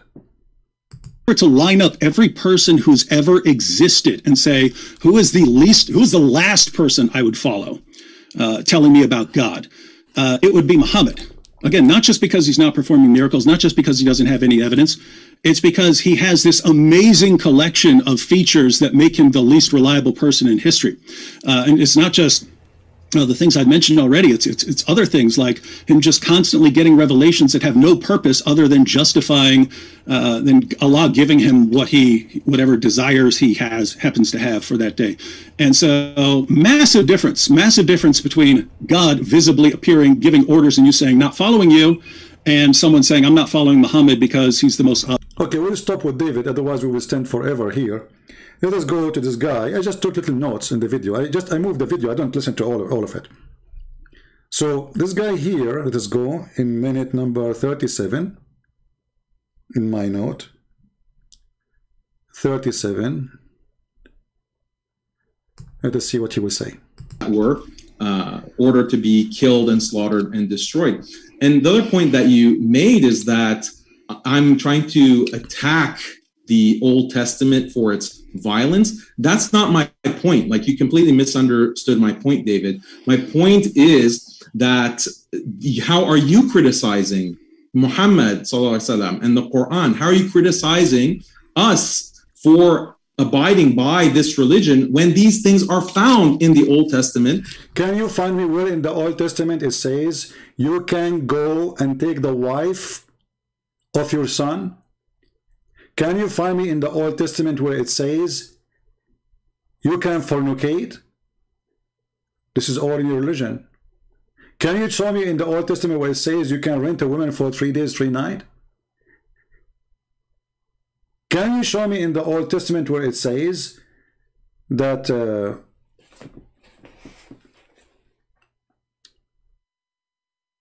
in the case of murder, I will go for that later, just wait for this one.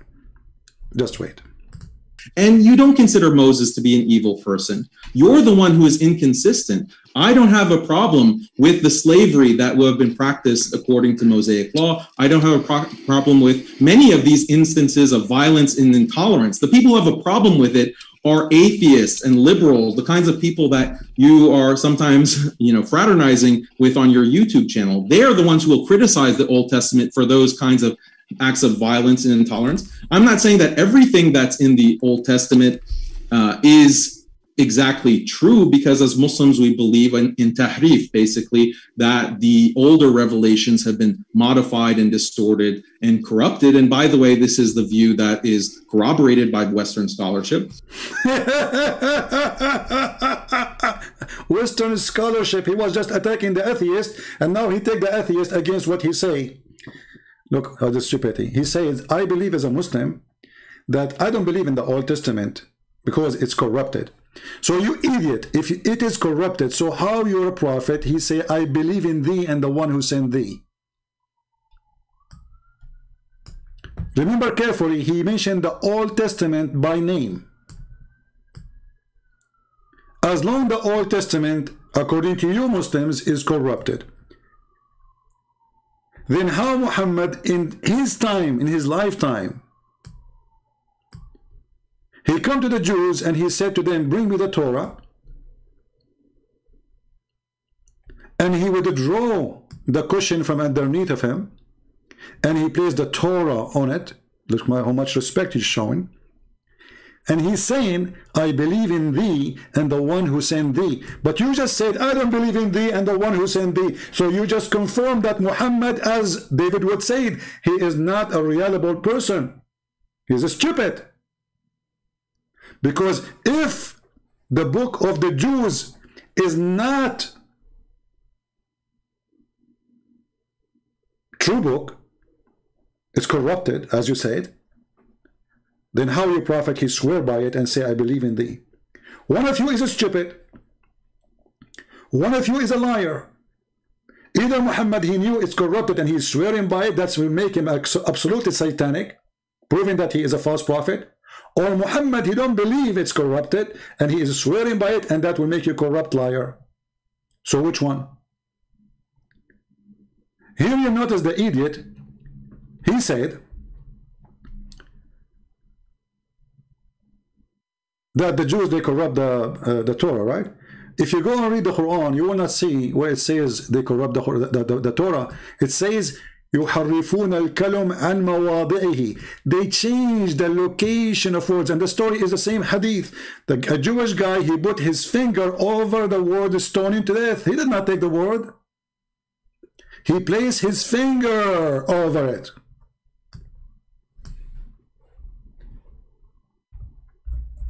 And I have a surprise for you, idiot.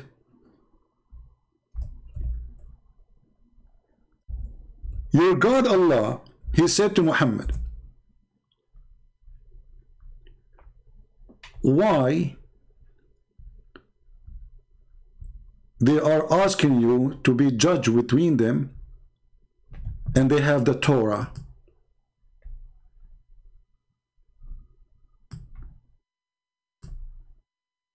But why do they come to thee for decision, for judgment, when they have their own law before them, in front of them? Do you see it? So he just confirmed that the book of the Quran is not trustworthy, because I don't believe that the Torah is correct, it's corrupted. And when your God, the stupid God, he is saying to Muhammad, how come the Jews are coming to you asking you to make a judgment when they have the book of judgment, it is the Torah, and it is between their hands? Do you see it? And by the way, it is in the same verse, in the same chapter, where it says the Jews, they are يحرفون الكتاب, which means they are playing with the book. The same book, the same stupid book.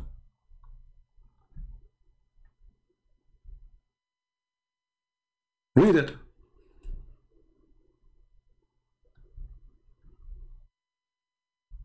Stupidity is amazing.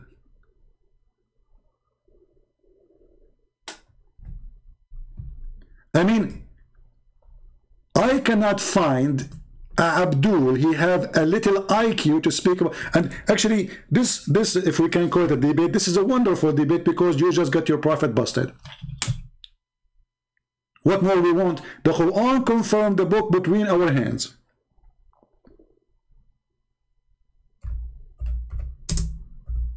And he confirmed the gospel and the Torah. But this Abdul, he don't agree with the Quran. Is that your book?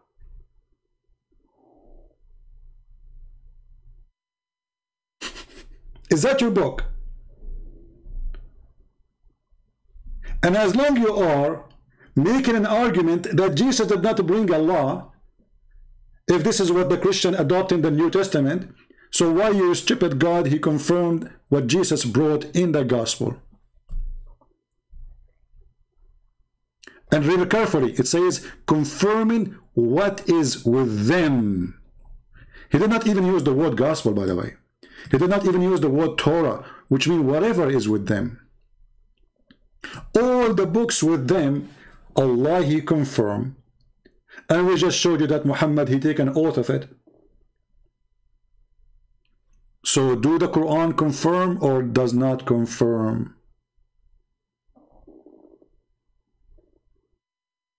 Do you see the stupidity? And when this guy, he say and he speak that Quran and Islam brought a law, can you tell me the law of rape in the Quran? For sure there's no law, because Muhammad is a rapist. And as long the Quran is made by God and you have a law, what kind of God he changed his law every few days? Let us read together, because I want to finish this video, otherwise it's going to take forever.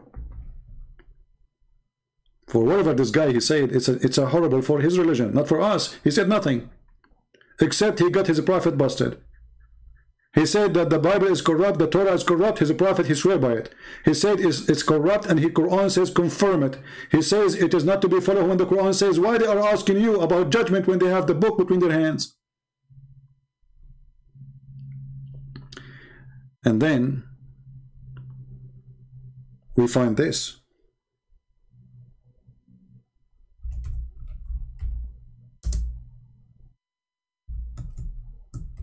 What a comedy.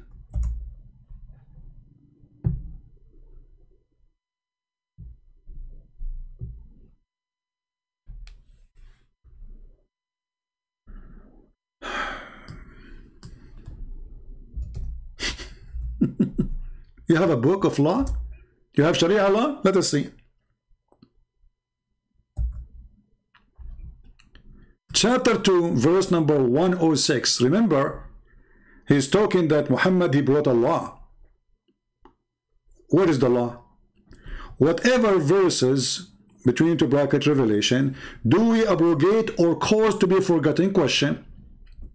Allah, he made a law, and now he will make you forget his law. Why?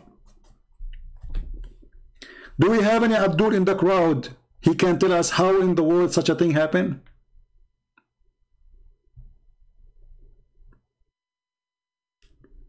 First of all, he just said that the Bible is corrupt, but based on this verse, the Quran is corrupt too. Because based on this verse, there is somebody, he make us to forget the law of God. Based on this verse, the one who calls us to forget is Allah. But this is mean that Allah is a stupid, mental psycho. He make a law, and then he want us to forget the law he made. As an example, Allah, he made a law that women, she can give her breast to a stranger. The Muslim, they claim that a goat ate the Quran, and she ate with it the stoning to death and the breastfeeding for adult. Question: the goat, she ate the verses of a breastfeeding for adult. Did she eat your memory too? As long as you are saying we have a law and our law is preserved, well, the goat, she ate the paper. Did she eat your head? Did she go to every Muslim house and she eat her memory, his memory? And what kind of, he said to us, if Jesus is, then Jesus should condemn. Did Jesus say to a woman, if you see a man and he is not lawful for you, give him your breast and let him suckle it 10 different times? Is that a certified honorable teaching, or this is a perverted man making fun of his followers? And then Aisha, after that, she listened to her husband, so she asked her sisters to open their bra and to give their boobs to whoever come to see her, which is very nice, to be honest with you. Too bad I wasn't exist at that time to practice my hobby of a breastfeeding for adult.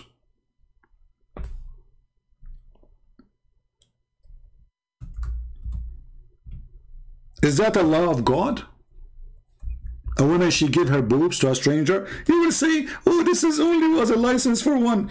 Your God, he made a license only for one woman, and it is a breastfeeding for adult? 10 times? He, by the way, why 10 times? What about 5 times? What about 2 times? I mean, do you think like 1 time will not do it? Like what will happen if we do, 10 times, 10 times? What about if it's 9.5? So now anyone when I come to Aisha, he have to go to her sisters and he have to suckle the sister of Aisha boobs 10 times. So when Abdul, he come to us and he say we have a prophet, he have Allah, he has God, and how he can criticize us. We go, we see how Jesus, he stand against all this garbage. What is this? Breastfeeding for adult, it's a revelation from God. Secondly, when the goat, she ate the stoning to death verses, why we cannot find it in the Quran? Is that something Muhammad, he took from the Jews, and we just showed you the verse where Muhammad, or the hadith, where Muhammad, he took the Torah and he swear by it?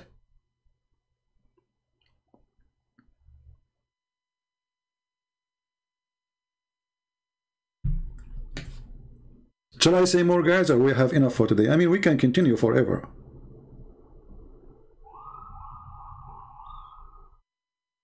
You know what I mean? We can continue forever with the stupidity of those people.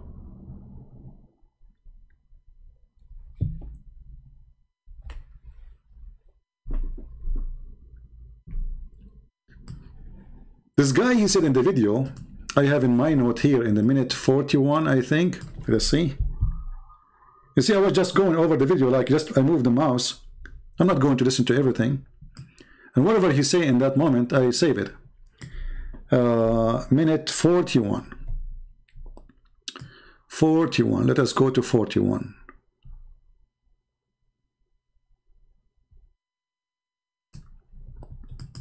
and we believe in the Torah, we believe in the revelation of the past prophets. They've just been corrupted and distorted. And we got your prophet busted because he swear by it and the Quran confirming it and say we believe in what is between our hands. So you are stupid again. Continue. I don't have a fundamental problem with the violence there. So I think you've misunderstood my entire argument.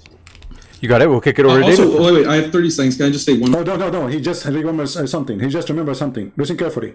more thing? Sure. Sorry. So also, you cited a lot of Augustine. You cited a lot of different Christian authors. I don't think that's really relevant because I can also cite many Christian authors who said very intolerant things, and Christian emperors, Theodosius, who was very intolerant. You see here the stupidity is, I can recite Christian who say intolerant things. We are talking about God teaching. We are talking about Jesus teaching. And you are talking, okay, Christian Prince, he says something. What does this have to do with Christ? Look what he will say now. Tolerant with his policies. You have to go back to the original sources because that's how you criticize Islam. You look at the Prophet, peace be upon him. So when you're justifying just war theory and so forth, place it in Jesus's actual teachings. Thank you very much. We place it in Jesus' actual teaching and we place it in Muhammad's actual teaching. So the actual teaching of Muhammad to go and attack the tribe of Safiya, and then he killed the husband, the brother, she was a bride, and the father, and then he raped her before he left the town.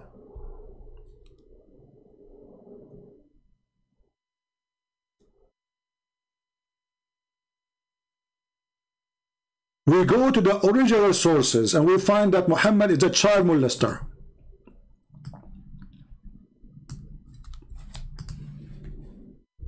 Who have a sexual desire after a child. She is 6 years old. We find that Muhammad, he encouraged his men to go after children to rape them, claiming that they are more fun.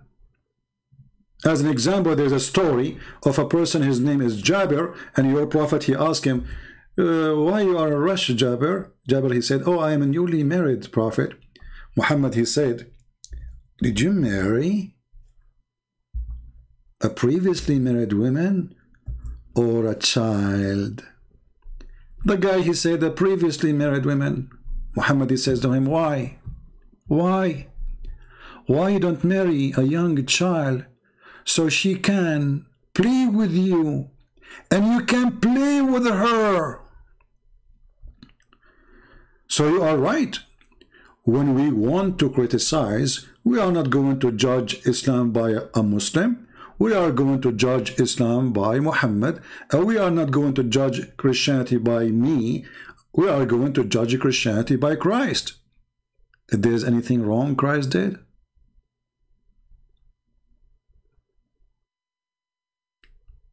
when the man, he answered his prophet, he said to him, well, I dislike to marry a child like the children's, the orphan I have in my house.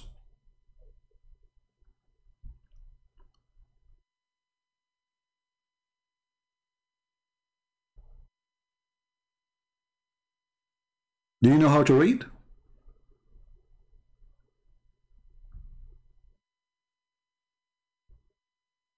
Read carefully what the man, he responded to that perverted prophet Muhammad.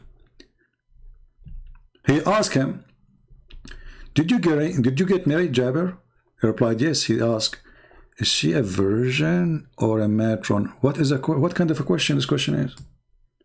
Here you see how low this man is. Why you are asking about the status of the vagina of the wife? Because all the question here is not about who is she. He's not asking who is the woman. He's not asking him, is she good? You like her? He's asking how her vagina now. Is she a virgin? Imagine you meet a friend in a coffee shop and he said to you, hey, did you get married? You say yes. He said, tell me about her vagina. Is it virgin vagina or it is not virgin vagina? The guy, he said to him, well, no, it's not virgin vagina. It's been used. I replied, oh, she have a unvirgin vagina. He said, why? Why don't marry a virgin girl? This is the Muslim translation, by the way. So that you might play with her and she play with you. Like a stupid idiot. What the vagina, which is virgin, have to do with the playing now? Do you see how we got them busted with the translation? It is, yes, it's about a virgin, but it's about a child. Because if the woman, she is widow, or a woman, she have previously married, or a woman, she is a virgin, still you can play with her. So what the problem? So do you think if the woman, she have a previously used vagina, you cannot play with her? Like that's it? When the women, they lose their virginity, they don't play?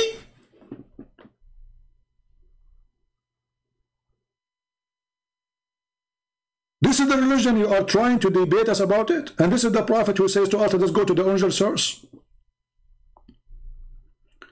What playing with her have to do with her having a used vagina or unused vagina?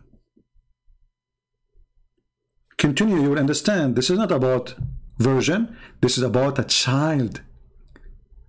And then, between two brackets, look, the Muslim trying to make you more understand, brother.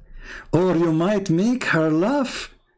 Or she make you laugh. Look how cute. You are so cute, bride. You are 5 years old and lovely. What a perverted man. He want him to marry a child, so she will make you laugh, brother. And you will make her laugh. I mean, do you see the romantic relationship now? And then I said, my father died, leaving 7 or 9 girls, orphans. Look, the word orphans. And I did not like to bring a young girl like them. So what that confirm? Muhammad is asking his follower to have a child in his bed. I did not like to bring what? A girl, and this is not my translation, take a note. A young girl like them. Who? The orphan. So when we call a person an orphan, that means is not able to support himself. He is little child. This is what orphan mean. So I did not like to bring a child like them. I married a woman who can look after them. Do you see it? So don't criticize, criticize by the original sources. Well, this is the original sources. And this is Sahih al-Bukhari. Because I know you will say, you will touch your nose, and then you touch your ass, and then you scratch yourself, and then you take a booger, and then you put it in your mouth, and then you say, I heard nothing. No, you heard it. This is al-Bukhari.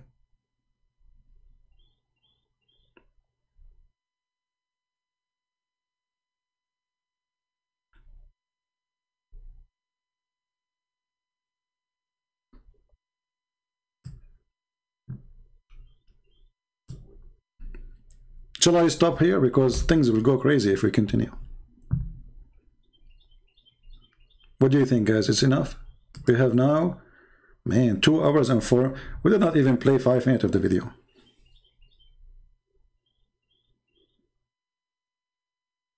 It doesn't say Jabir, it says Jabir. You are an idiot. Guys, I do not know Arabic. I mean, so why my English is funny? So what is my language?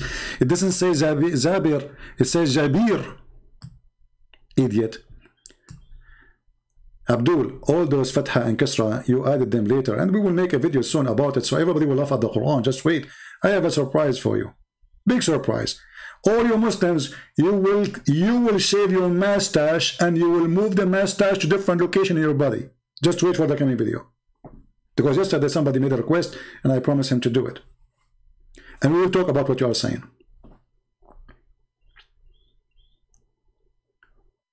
How in the world this can be a religion? Oh, we need to take commercial break? Oh, okay. I know about that. Commercial break. Shall we take commercial break? I don't know.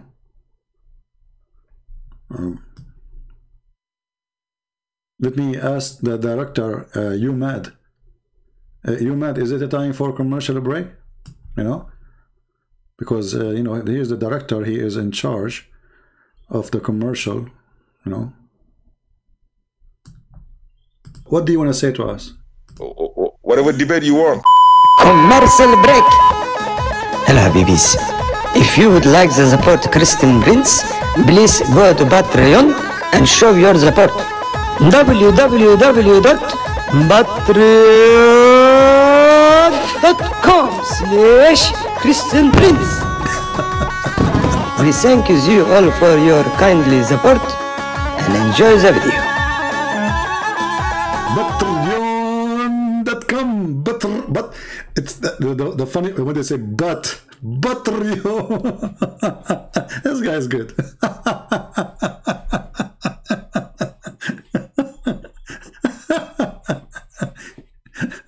It's really priced as commercial break. Imagine we play this in CNN or Fox News, like www.Patreon Christian Prince. That's so good. And by the way, this is from Sahih Bukhari too. The Patreon can be found in Sahih Bukhari. Hold on. You see, speaking about donation, have you ever heard of a God saying to the followers, give me a mortgage? Why Allah cannot make gold come from the ground? This is a verse. Mimi Hijab, after he debated David Wood, he went online 2 hours after, 3 hours after actually. He did not sleep. The guy, he was so excited because now it's time to collect money. I just showed the Muslims I can debate David Wood. So he said to them, brothers, sisters, this is Ali Dawa was talking. Who is going? We are the one who is protecting Islam. 170-something thousand left Islam last year, brother. We are the one who is defending Islam. Who is going to give a mortgage? And then the Mimi Hijab, he took the microphone. He says, who is going to give Allah a beautiful loan? And then Allah will double to his credit multiple times. So we give a loan to Allah by giving it to Mimi Hijab. Do you see the fraud and the scam? What kind of God? He is begging for money. You see, if somebody says, hey guys, help us in donation, he is a human, he need to pay for gas, he need to pay for food, he need to make living. This is Allah. So Allah is, who is going to give Allah a mortgage? So Allah will give him. Okay, is that a metaphorical? No, it's a money. And Muhammad, he promised those who gave him mortgage, which is he will not pay back, that he will be in a corner lot in heaven. He promised them heaven. You see, the Muslim, they say to you that the Pope of the Catholic, he promised people like in a certain time to go to heaven if they give money. And he gave them his signature. This is in the Quran. And this is a fake news.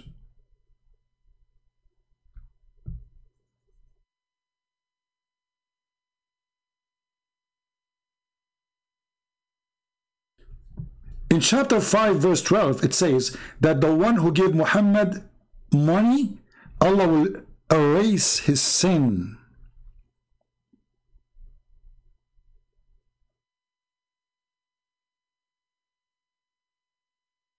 And this is supposedly was given to the Jews. So according to Islam, the one, erasing sin started with the Jews. If you pay money, Allah erase your sin.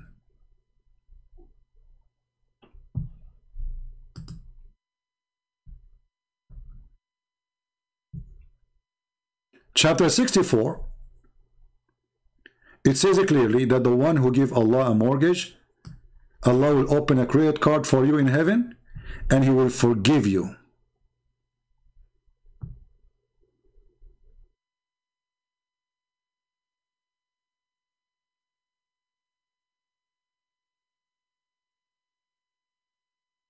Well, my friend, I did not hear the whole. I don't call this. Those are kids. I did not hear the whole thing. I go over the video. I move the mouse. I have no time. I was sitting, doing some more work translating the Quran. So I said, let me see what happened yesterday. And I was moving the video, and I stopped here, and I skipped most of the talk. David Wood. Actually, I stopped only twice with David Wood talking. But anyway, here you see how silly, how stupid this religion and how silly their argument is. In the same time, David Wood, he asked him, how come Muhammad, he don't have a miracle? I don't know if he answered. Did he answer that? As I said, I did not watch the whole video. David Wood, he said to him, how come Muhammad, he don't have any miracle to prove that he is a messenger of God? I'm not sure if he answered that ever. If you go in the Quran, you will find that it's chapter 13, and this is the end of the Quran. Chapter 13, by the way, somebody might say, well, it says chapter 13, so how this is in the end of the Quran? My friend, Muslims agree that the Quran they have today is not according to revelation. And this is one of the funny things about that the Quran says those who change location of verses or words, they are corrupting the book. But that's what the Muslims do. So in chapter 13, which I think is a chapter 96 in the original according to Revelation. You can go to according to Revelation and you can confirm the number if I'm wrong. I think it's 96. So chapter 13 in the Quran, which is today Quran, chapter 13, it is not 13. In verse number 7, which means at the end of Islam, Muhammad is almost dead. People are still saying to him, how come you don't have any miracles?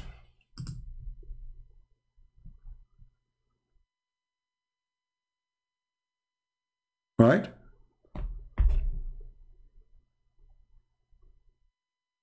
Do you see it? So Muhammad now, he spent all his life claiming to be a messenger. And yet Muhammad, he have zero miracle.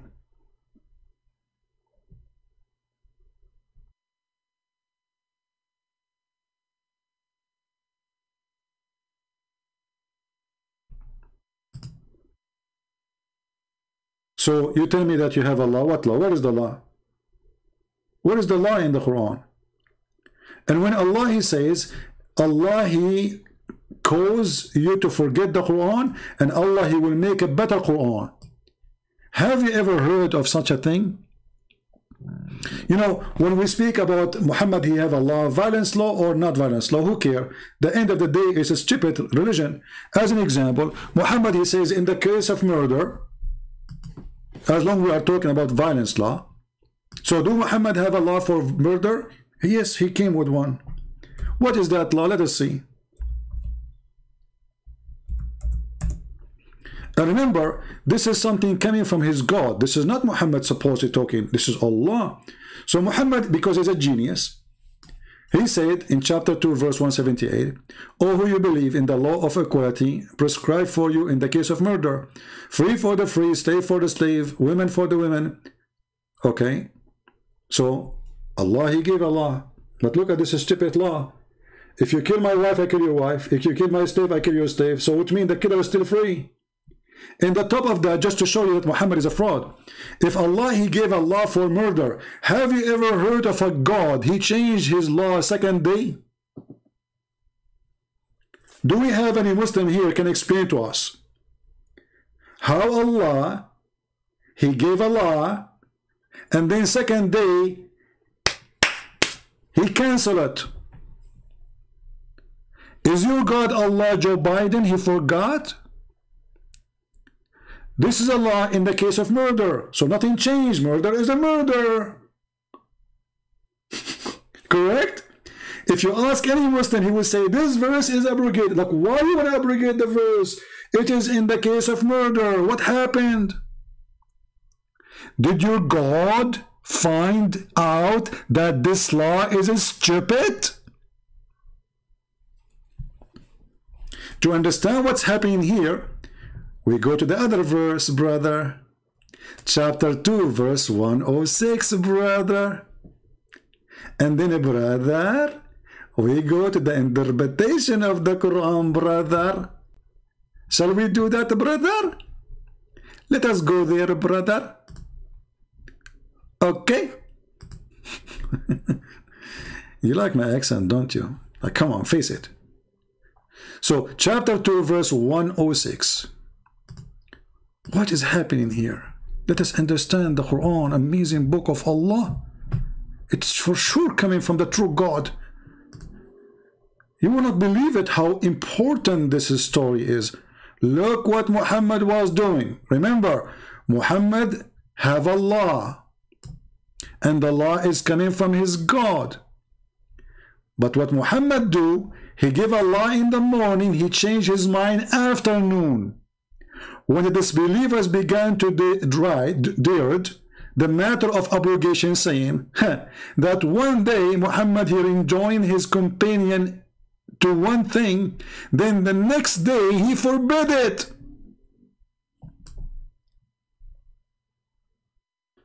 Isn't this a clear proof that Muhammad is mentally ill? Imagine God is making a law. Is that you, CP? No, I don't know. I need to call a friend. Can I call a friend? Is that you, CP? No, it's not me. Is that connect? Is the guy is asking, are you CP? Brother, sister, some people they are confused about me. Some people they think I'm CP. In fact, I'm not CP. I'm Dr. Zakir Naik. And I can move it to you. I have a beard, I'm trying to grow. I'm with the manure. What do you mean? Is that the CP? Anyway, so listen carefully. There's a God, his name is Allah.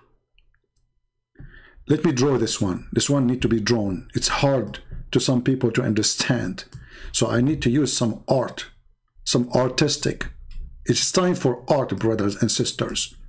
So you can able to digest the logic of Islam, brother. It's very hard to digest such a teaching. So there is a God. His name is Allah. He lives in the blue sky. Allah is not blue, but he lives in the blue sky, okay? In the top of the blue sky. This is the blue sky, okay? And Allah is there. I want to draw him in white, but the background is white, so you will not be able to see Allah. So excuse me, Allah, I have to color you. I will use a color you like. Usually it's pink, but I don't have it. So this is Allah, brother. And he is sitting in the top of his chair, as the Quran says. And the chair is carried by 8 angels. Each one of them have 4 faces. A face of an eagle, a face of a lion, a face of a, I mean, whatever face. And then, brother, Allah, he sent Quran. The Quran come from under the throne, by the way, because Allah doing poo-poo. So Allah sending law. This is the law of Allah is coming down. Muhammad is here. Muhammad, he got the law. Muhammad, after he got the law, he kicked the law with his foot. He have 2 foot, Muhammad. This is the first law. He cook it and he throw it at the Jews. The Jews are here. And this is the Prophet Muhammad Salah. So the Prophet, he kick the first law, goal. Okay. Now the Prophet, he kicked the law of Allah and he put it and he made goal. But the Prophet later, he said to himself, you know what, this goal was not my goal. So the Prophet, he bring the same law and he kick it in the other direction, brother. And now it is time to throw it out of the football stadium. Goal! This is how Allah, he abrogate the law second morning. So Allah, he sent the law, and this law, Muhammad, he don't like it. People don't like it. It's a stupid law. So what we do? We send it in the morning, we abrogate it in the second day. Isn't it this is fantastic, Prophet? I mean, the law did not even live to the second day. Do you think Allah, he wrote his law in beef, and Muhammad was afraid that the law will decay? And those people, they are saying to us, we have a prophet. You will give $70 million for my art? My friend, if you don't make it right now, 38 million, I'm going to ask Allah to send Allah in the top of you, kick your ass and send you to wherever, you know, whatever, you know? What 37 million? All this beautiful art for 37, and why 37? What's wrong with you, man? Why you stuck? You have to say, you have to give us a holy number, like 72. 72 millions. What's wrong with people? Appreciate the art. Look at this. I mean, who can do this? Look at it. I drew it for you, Allah and Muhammad and the law and the goal and Muhammad Salah all in one drawing. It take me 2 minutes. Go and ask any artist. It's going to take them years to finish one art. Very easy for me. I'm gifted when it's come to drawing. You can tell, you know. And look at this line. This is the sky. Look at the sky here. Just maybe you did not get attention because maybe your vision is not good. Huh? Look at this sky. Did you see here? There's a first curve. Okay, this is a bend in the sky because Muhammad, mother-in-law, she said there. She's heavy duty. Did you see the second curve? This is where Muhammad himself is sitting. It is lit curvy because he is less big. Here you notice it is straight. Why? Because the ass of Allah is flat. And I changed any Muslim to say, I'm making things up, challenge me. How the ass of Allah look like? We go to the hadith. The hadith describe how the ass of Allah look like. May Allah bless his eyes. Ass, sorry.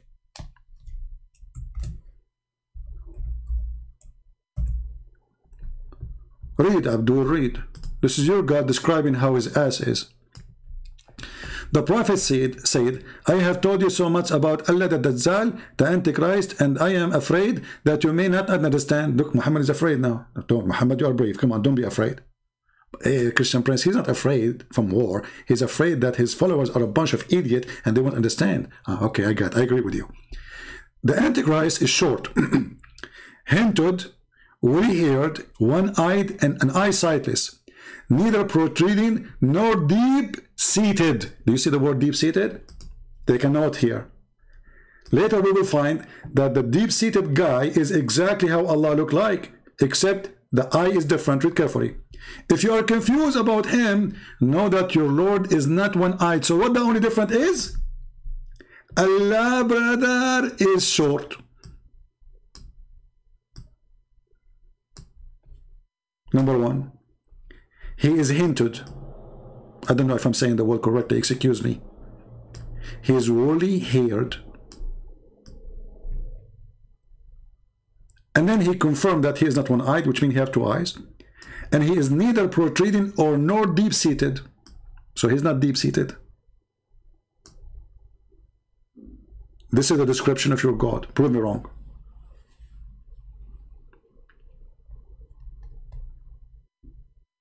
We go back now to the Allah, Prophet, and his God, who he received inspiration from Allah, and he made Allah, and the second day he forbid it.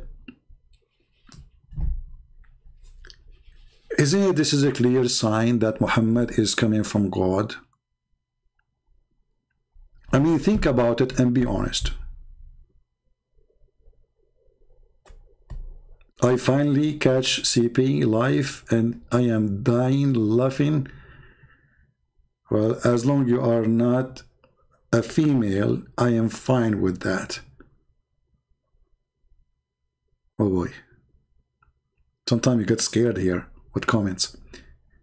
When the disbeliever began to deride the matter of abrogation, saying that Allah, that Muhammad enjoy his companion one thing and this next day he forbid it, Allah, he decided to refute them. Look at man, this is deep. I mean, think about it. All of you are, you don't even have a brain. All of you are not smart. Allah is the only smart person here. Look at the refutation. He got them busted in a second. Allah, He revealed the following. And whatever verse is the conditional particle and has been revealed containing a judgment, we abrogate either together or with its recite, or not with the only judgment, but it is ritual continues. What the heck is that? I mean, and you ask me why Sam Shamoun, he lost his hair? Because he was reading this. Sam Shamoun is so smart person, he was looking at it. He said, hey Sam, stop looking at this verse. I came after 2 hours. I found some hair in his shoulders. I said, Sam, do you want to go out, go somewhere? He said, no, I need to think about this. This is very deep. I came 3 hours after. I found half his hair is gone. I said, Sam Shamoun, you need to go out. It's time to leave, man. He said, no, look at this. I was afraid that he will convert to Islam. But it's his hair who converted to Islam. His hair left his head. After he heard this, he saw this. He said to himself, like, his hair was looking and like, wow. And you know, when you say wow, hair will come from your head, you know. Try it right now. Go to the mirror. Say wow, like big. Like you have to say big wow, because this is big, you know. This is not like a small wow, you know. It's not like a cat mean meow. It have to be a very big, extremely big. So he looked this and like, what is this? It God revealed, and whatever verse is a conditional particle. What is that? That has been revealed.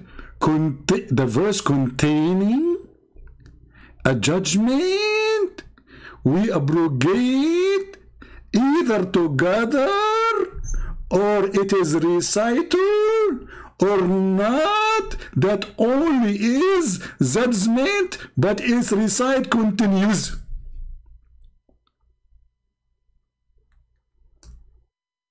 I cannot say more. I mean, how many of you is in love with the wisdom of this God who send a verse in the morning containing a judgment and law, and second day Allah he decide forget. And actually, if you go to the verse, it's even more hilarious, because the verse says that Allah is going to compete with Allah and he will make Quran better than the Quran of Allah, which is previously made by Allah. Should I draw this one too?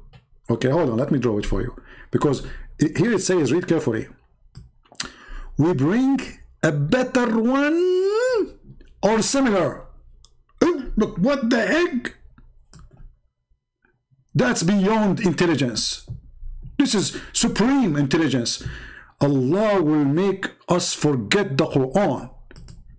He will cause us to forget the Quran. And the purpose, brother, to bring something better or similar.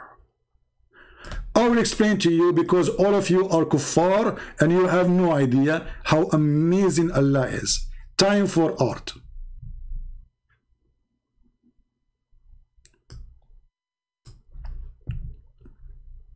How many of you like my art? Be honest with me. Come on.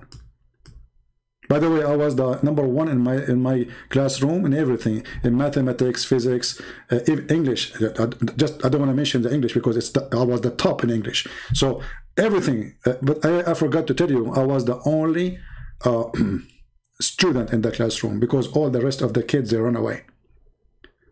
And this is what happened when Allah in the Quran, he says Allah is the best of the creators. The Muslims, they say he's the only creator. So how is the best of the creators? He was the only one in the classroom, like Christian Prince. So look what happened here. Allah will send Quran. Let us draw again. It's time for art. I'm going to charge you for this. It's not for free. Commercial break. And by the way, somebody says to me, I noticed that not many people are donating. He said, because you are making your videos unblocked. If you make it a block, then people cannot see unless they donate. I said, my friend, you got me wrong. Yes, everybody need support. But I am not here because of the support. I'm here to teach and to reach out to every human being, the poor before the rich. And those who can support us, thank you very much. And those who cannot, thank you very much too. They cannot anyway. So we are not here going to make a video blocked and make it only available for those who have money. We are not doing business here. My service is for free for everybody. So those who donate or they don't, for me, they are equal. However, for sure, those who support, that means they are showing that they mean it and they are truthful. So this is an answer for the one who said. Now we go back to the topic. So Allah, He made Quran. This is the first Quran Allah He made. Look at this art here, look. This is the first Quran, brother.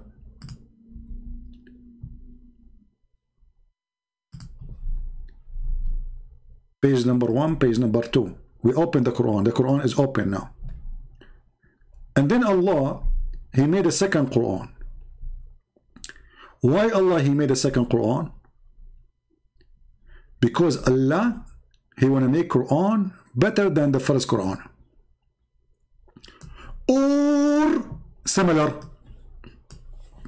Okay, Abdul. So this is Quran A.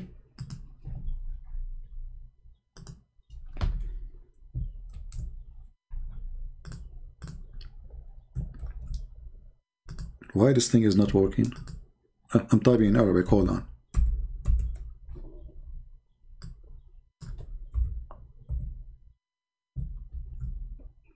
This is Quran A. And this is Quran B.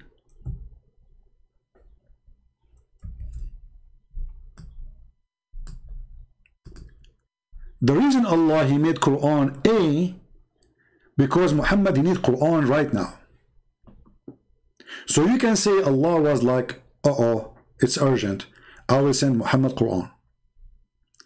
Then after Allah, He sent Quran A to Muhammad, and let us put Allah in His throne. Hold on, we forgot Allah. That will be cheating. We have to mention the one who made the Quran. He's here in the chair. This is Allah. He is sitting on the chair. It's a lazy boy chair, so Allah is sitting there. So now Allah, He sent Quran A and Quran B. But when Allah He sent Quran A, He noticed that Quran A is not that good. So He said to Himself, I'm going to send something better or similar. Better or similar. And that will make it BS.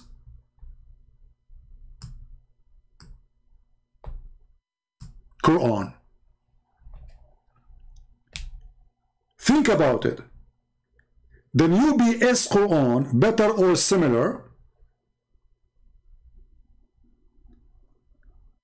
Allah proving to us that He is going to make Quran, which is BS Quran, better than the previous Quran. Which means Allah, He is not Allah, because Allah Quran should be always perfect. But Allah, He found that His first Quran is better, and is not better. He need to fix it. So He decided to make Quran, which is BS, better or similar. Don't take it wrong. I'm not meaning anything, by the way, BS. Okay, hello. Come on. So BS Quran was to fix the previous Quran, which Allah He sent just yesterday.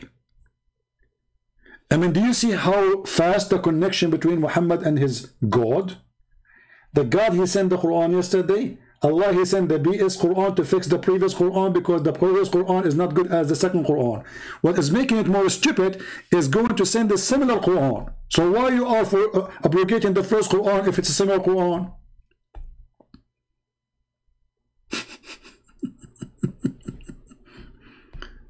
I mean, have you ever heard of a stupidity like this? Because if you say similar, then it's the same. So you abrogate the Quran, and you cause us to forget the Quran, and the purpose is to send us the same Quran or similar Quran? Brother, for sure, Prophet of Allah is a prophet. Because only Prophet of Allah, Muhammad, he received BS Quran, better or similar. Who can beat that?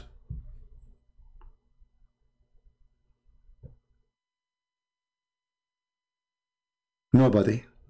We have to be honest here. Yeah, exactly. It takes the angels 1,000 years to deliver a message, to go up 1,000, to go down 2,000 years. So how Muhammad received an order by the morning, and then second day he received different order opposing?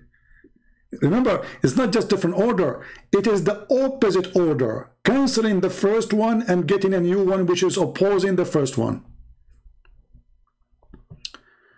When I say stupidity is amazing, we mean it. And you have to accept it. So I'm going to stand here because this will be endless. I mean, we stop here better than keep going. Otherwise, we will stay here for the coming, 10 hours. Yesterday, I stayed for 4 hours in the same day. I mean, we did not even pass 24 hours. And now we are doing another 2 and 36 minutes. So I better stop here with the BS Quran. And from now on, you know, if you say to a Muslim a BS Quran, he said to you, why you are insulting? Show him the reference. It's your God who said, brother, Allah will make better and similar. This is the BS Quran. Which reference? Chapter 2, verse 106. 10. Hamburger.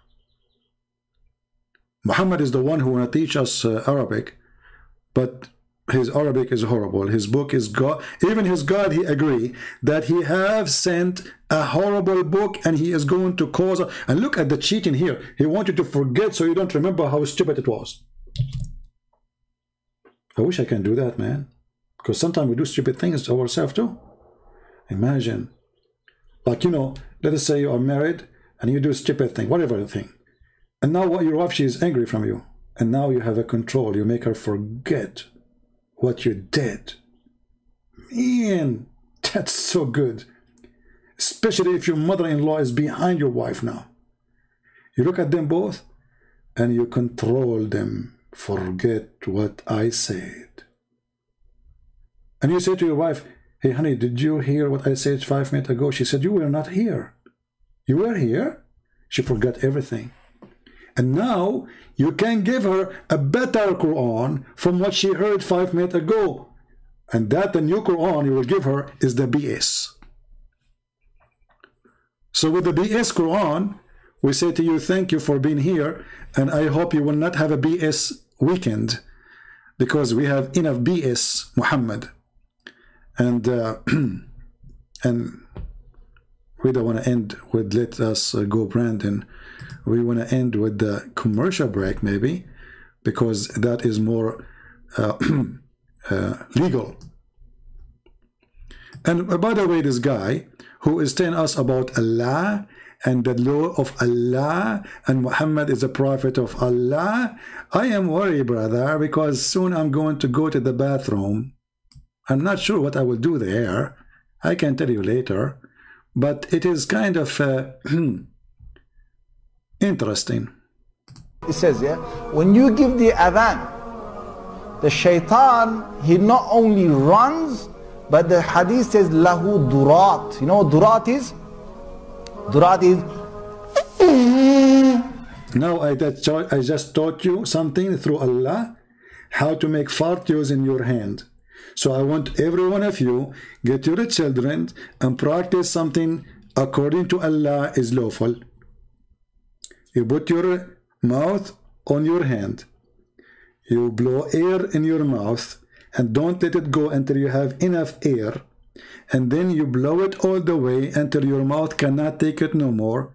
And that is the fart of shaitan. He runs, and as he's running, his fart comes out. Hey brother, is that the fart of this guy was debating David Wood, or this is different standard of fart? I'm just asking. I'm not making this the hadith. He's not making it. This is hadith, the prophet, the scientist, the logic, the religion, the God. Allah, he told Muhammad this message. He said, how Muhammad knew this? Allah, should I draw this one too? Allah, he sent a message to Prophet Muhammad. He says, Muhammad, urgent, urgent, urgent.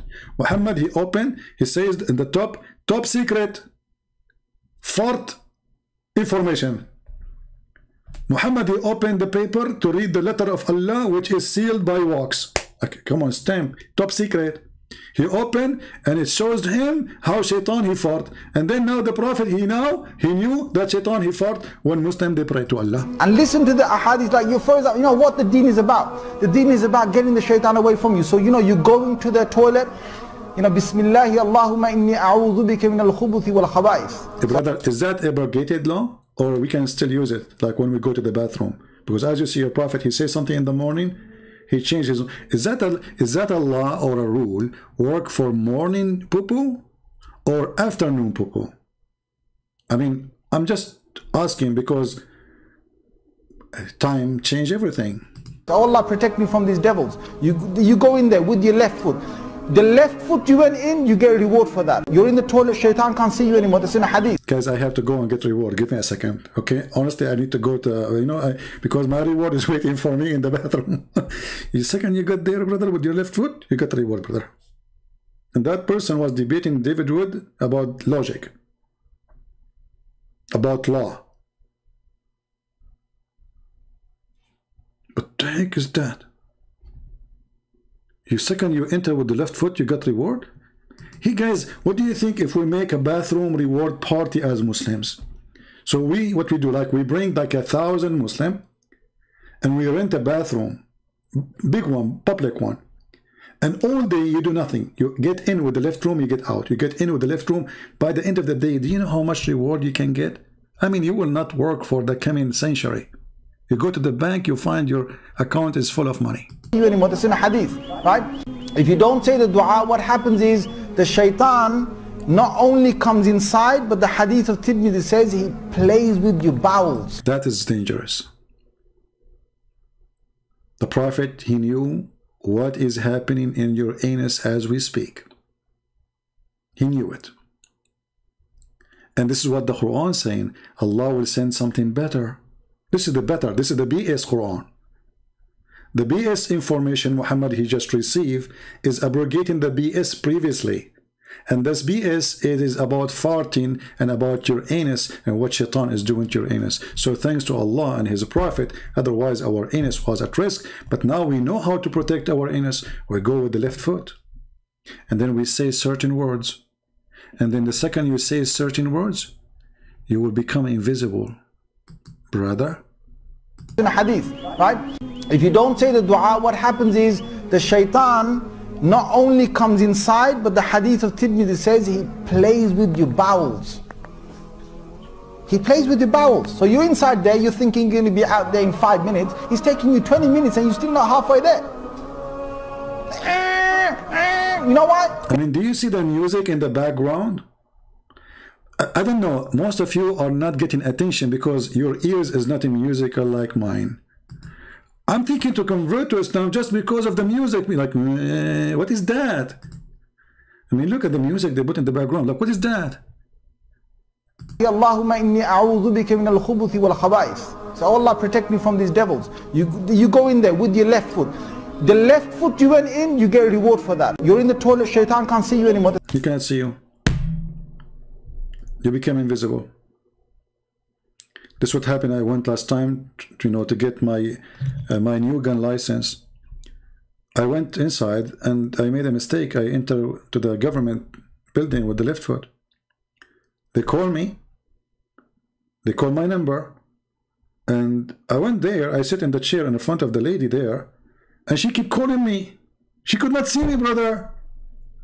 And I was saying, like, I'm here, I'm here. She heard my voice. She was looking, where's the guy? Where is the guy? I said, I'm sitting in front of you. And she was looking like, where? I said, I am in front of you. And then she extended her hand and she, you know, I mean, she don't mean it. She put her finger in my nose because this is where the voice is coming from my nose. Not because after you know, after you became invisible, the only things is working is the holes in your nose, you know, so the voice comes from there. So I was saying, I'm here, I'm here, I'm here, you know. So I became invisible. She did not saw me. I said, how? She got scared. She said, are you a genie or something? I said, I'm not a genie and I am not in the ball. She said, prove it. So I had to get out, entering again, but this time not with the left foot. And I told her, this is me. She could not believe it. And by the way, she became a Muslim now. This is a true story. I have witnesses. You know, I have witnesses. I mean, I can give you their names. There are like 1,000 witnesses, but I forgot their names because Allah, He gave me the BS Quran. So the second you enter the bathroom with the left foot, I mean, I cannot get over those videos. I have to use them every day. You became invisible. It's in a hadith, right? If you don't say the dua, what happens is the shaitan not only comes inside, but the hadith of Tirmidhi says he plays with your bowels.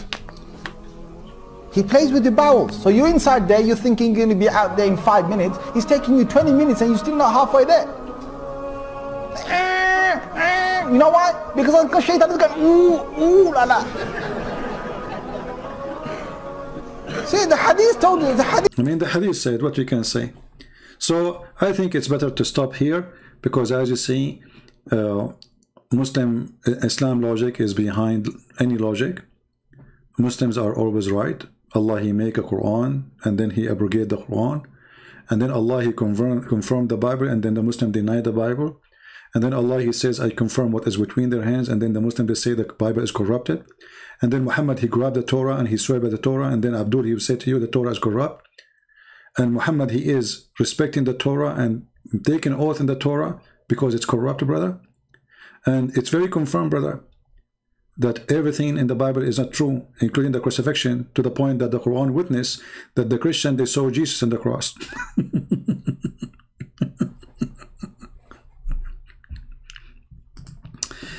If you are Chinese, you have to be proud because there's a Chinese word or sentence I learned since I was a very little kid. I cannot forget about it. It's stuck with me. He left as a donkey. He never came back as a horse. So if you think you can make Muhammad a horse, you are dreaming. Thank you for being here. May the Lord bless you all. Download my video, share it.